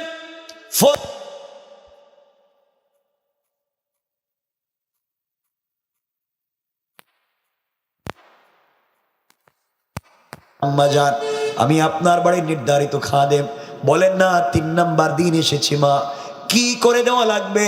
মহিলা ঘরের ভিতর থেকে জবাব দিচ্ছে, যুবক রে তুমি আজও এসেছো বাবা, কিন্তু দুঃখের বিষয় তুমি আসার প্রায় 1 ঘন্টা আগে আরেকজন যুবক এসে আমার ঘরের সবগুলা কাজ করে দিয়া আমাকে নিজের হাতে খাইয়ে দিয়া আমার হাত উপর দিকে উঠাইয়া দিয়া বিড় করে চোখের পানি ছেড়ে কি যেন কান্নাকাটি করে দোয়া করে চলে গিয়েছে। আমার দেখলেন 3 দিন দায়িত্ব আদায় করতে পারলেন না। সপ্তাহ শেষ হয়ে গেলে আবু বকরের দরবারে জবাব দেওয়া লাগবে। বাড়িতে পৌঁছে গেলেন, অফিস করলেন। পরের দিন তাহাজ্জুদের সালাতের আগে কুশমুক্ত করলেন তরবারি, যুদ্ধের পোশাক পরলেন, তরবারি হাতে নিলেন, সিদ্ধান্ত নিলেন আজকে আরো আগে যাব, তাহাজ্জুদের আগে যারে পাবো শরীর থেকে মাথা আলাদা করে দেব। কত বড় কাজ করলো, আমাকে আল্লাহর আদালতেও বিপদগামী করেছে, আবু বকরের আদালতেও আমাকে আসামি বানিয়ে দিয়েছে। কে যুবক তোমাকে দেখেই ছাড়ব? এই বলে হযরত আমার তরবারি হাতে নিয়ে মহিলার ঘরের দরজার সামনে পৌঁছে গিয়েছেন। ঘরে গিয়ে দেখেন, ঘরের সামনে গিয়ে দেখেন মহিলার ঘরের ভিতরে মিটমিট করে আলো জ্বলে, একজন জোয়ান মানুষের কথা শোনা যায়। অমর বুঝতে পেরেছেন আজ ধরতে পেরেছি, যুবকরা আর বের হবে না। অমর তরবারি হাতে দাঁড়িয়ে আছে, বের হলেই 2 টুকরা করে দেবেন। কিছুক্ষণ পরে একজন জোয়ান ঘর থেকে বের হয়ে রিমঝিম বাতাসে চিনা যায় না আস্তে করে পা দিয়ে চলে যায়। অমর চিৎকার করে বলছে, কে আগন্তুক দাঁড়িয়ে যাও, হাত উঠে সারেন্ডার হও, মাথা নিচের দিকে করো, সারেন্ডার হও। অমর বলছি আমার হাতে কিন্তু তরবারি, 1 পা সামনে দিলে শরীর থেকে মাথা আলাদা করে দেব। কে তোমাকে এগুলা শিক্ষা দিয়েছে? অমরের চিৎকার গর্জন শুনে আগন্তুক দাঁড়িয়ে গেলেন, 2 হাত উপর দিকে উঠাইয়া মাথা নিচের দিকে করে সারেন্ডার হয়ে গেলেন। আমার আস্তে আস্তে করে আগন্তুকের কাছে পৌঁছে গিয়েছেন। আগন্তুকের কাছে গিয়া আগন্তুকের চেহারার দিকে তাকাইয়া আর আমার নিজেকে সামলিয়ে রাখতে পারলেন না, আর সহ্য করতে পারলেন না, হাতের তরবারি ফেলে দিলেন, কাঁপতে লাগলেন, হাউমাউ করে কাঁপতে লাগলেন। তাকাইয়া দেখেন তার সামনে অপরাধীর মতো হাত উপর দিকে উঠাইয়া সারেন্ডার হইয়া যে যুবক দাঁড়িয়ে আছে রে, তিনি আর কেউ না, তিনি রাসূলের কলিজার টুকরা প্রিয় সাহাবী, মদিনার রাষ্ট্রের খলিফা হযরতে আবু বকর। আল্লাহু আকবার। কোরআন কেমনে পরিবর্তন করে দিল। আমার জড়িয়ে বলছেন, ভাই আবু বকর আপনি এত রাত্রে কেন এসেছেন? আমি জানতে চাই, বলেন না। আবু বকর বলছেন, ভাই ওমর রে, তোমার আগে আমি খলিফা হয়েছি, এর অর্থ হলো তোমার আগে আল্লাহর আদালতে আমাকে জবাবদিহি করা লাগবে। তোমাকে দায়িত্ব দিয়েছি ঠিকই, কিন্তু কোরআন বলছে দায়িত্বটা তো আমার ছিল। এই জন্যে তোমাকে দায়িত্ব দেওয়ার পরেও বিছানায় যাওয়ার পরে ঘুম আসে না। ওমর কি ঠিক মতো আদায় করতে পারলো কিনা? দায়িত্বটা তো ওমরের না, দায়িত্বটা আমার। আমি এই রাষ্ট্রের খলিফা, আমি কেন নাগরিকের খবর নিতে পারলাম না? কোরআন তো দায়িত্ব আমাকে দিয়েছে, এই জন্য রাত্রবেলা বিছানায় পিঠ লাগাইয়া ঘুমাই না। ওই দায়িত্ব বুথ থেকে জবাবদিহিতার ভয় ঢুকে যাওয়ার কারণে আমি মহিলার বাড়িতে এসে কাজ করে দিয়ে যাই। আমার চোখের পানি ছেড়ে বলছেন, আবু বকর আপনি রাষ্ট্রের খলিফা, মহিলার বাড়িতে কাজ করে দিলেন মানলাম, কিন্তু জুতা পায়ে নাই কেন, খালি পায়ে কেন? ও আবু বকর আপনি রাষ্ট্রের প্রেসিডেন্ট, জুতা পায়ে নাই মদিনার পাথরের রাস্তা দিয়ে হাঁটেন কেমনে? আবু বকর চোখের পানি ছেড়ে ওমরকে জড়াইয়া বলছেন, ভাই ওমর রে, আমি খলিফা হতে পারি, কিন্তু চামড়ার জুতা কেনার মতো পয়সা আমার নাই। আমার একটা খড়মের জুতা আছে, কাঠের জুতা আছে। কাঠের জুতা দিয়ে যদি মদিনার পাথরের রাস্তা দিয়ে হাঁটি, খট খট করে আওয়াজ হবে, অনেকের ঘুম ভেঙে যাবে, অনেকের ইবাদত নষ্ট হয়ে যাবে। আমি আবু বকর এই জন্য জুতা পায়ে দেই না। ও মুসলমানেরা, একটা রাষ্ট্রের খলিফা প্রেসিডেন্ট হওয়ার পরেও চামড়ার জুতা পরবার মতো পয়সা নাই। আর এই দেশের চুর আর বদমাইশেরা জনগণের কোটি কোটি টাকা মেরে বিদেশে পাচার করছে, এখনো এরা আছে। এদেরকে যারা সাপোর্ট করে এই পথে চলতে চায়, এদের কাউকে এই দেশের জনগণ এই দেশে রাখতে চায় না। ঠিক কিনা জোরে বলেন? কোরআন কেমনে পরিবর্তন করে দেব? লম্বা কথা, সামনের দিকে নিয়ে যেতে পারলাম না। হযরত ওমর, যে ওমর আল্লাহ রসুলের মাথা কাটতে চাইলেন, আজ নিজেই পরিবর্তন হইয়া এক মহিলার বাড়িতে কাজ করতে চায়। আবু বকর আজ দেখা যায় বিনা পয়সায় রাষ্ট্রপ্রধান হওয়ার পরে মানুষের বাড়িতে কাজ করে। এতগুলা পরিবর্তন নিয়ে এসেছে আল কোরআন। এই জন্য আল্লাহ বলেছেন, কিতাবুন আনজালনাহু ইলাইকা লিতুখরিজান নাসা মিনাজ যুলুমাতি ইলান নূর। কোরআন বলে দিয়েছে, বান্দারে আর দেরি করা যাবে না। তুমি যদি কোরআনকে অনুসরণ করো, কোরআনকে ধরতে পারো, কোরআন এমন এক জিনিসের নাম, সমাজে যেখানে অন্ধকার থাকবে আলোকিত করে দিবে। এই জন্যে আমাকেও কোরআনওয়ালা হতে হবে, জাতিকেও কোরআনের পথে নিয়ে আসতে হবে। কোন ঠিক কিনা? পারবো তো ইনশাল্লাহ? বলেন ইনশাল্লাহ। এই জন্যে আমরা কোরআনের পথে চলবো, বলেন ইনশাল্লাহ। আমরা মদ, জুয়া, ফেন্সিডিল, ইয়াবা, মাদক, তাস কোন ধরনের খেলায় জড়িত হব? বলেন না জড়িত হব। সুদ খাবো? বলেন না সুদ খাবো। গরিবকে ঠকাবো, ওজনে কম দিব। আল্লাহ আমাদেরকে হেফাজত করুক। জিরে পড়েন আমিন।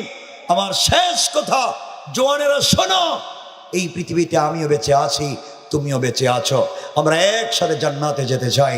এই জন্য কোরআনকে আঁকড়ে ধরতে হবে, কোরআনের পথে চলতে হবে।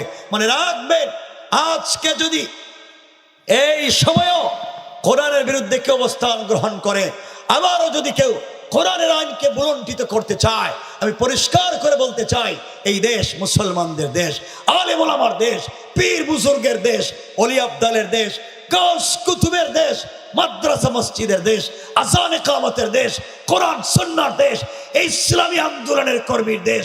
এই দেশে আল্লাহর রাসূলের বিরুদ্ধে, আল্লাহর বিরুদ্ধে, কোরআন সুন্নাহর বিরুদ্ধে যদি কেউ দাঁড়িয়ে যায়, 10 লক্ষ ইসলামী আন্দোলনের কর্মী জিন্দা, ওদের অস্তিত্ব পৃথিবীতে খুঁজে পাওয়া যাবে না। ঠিক কিনা জোরে বলে?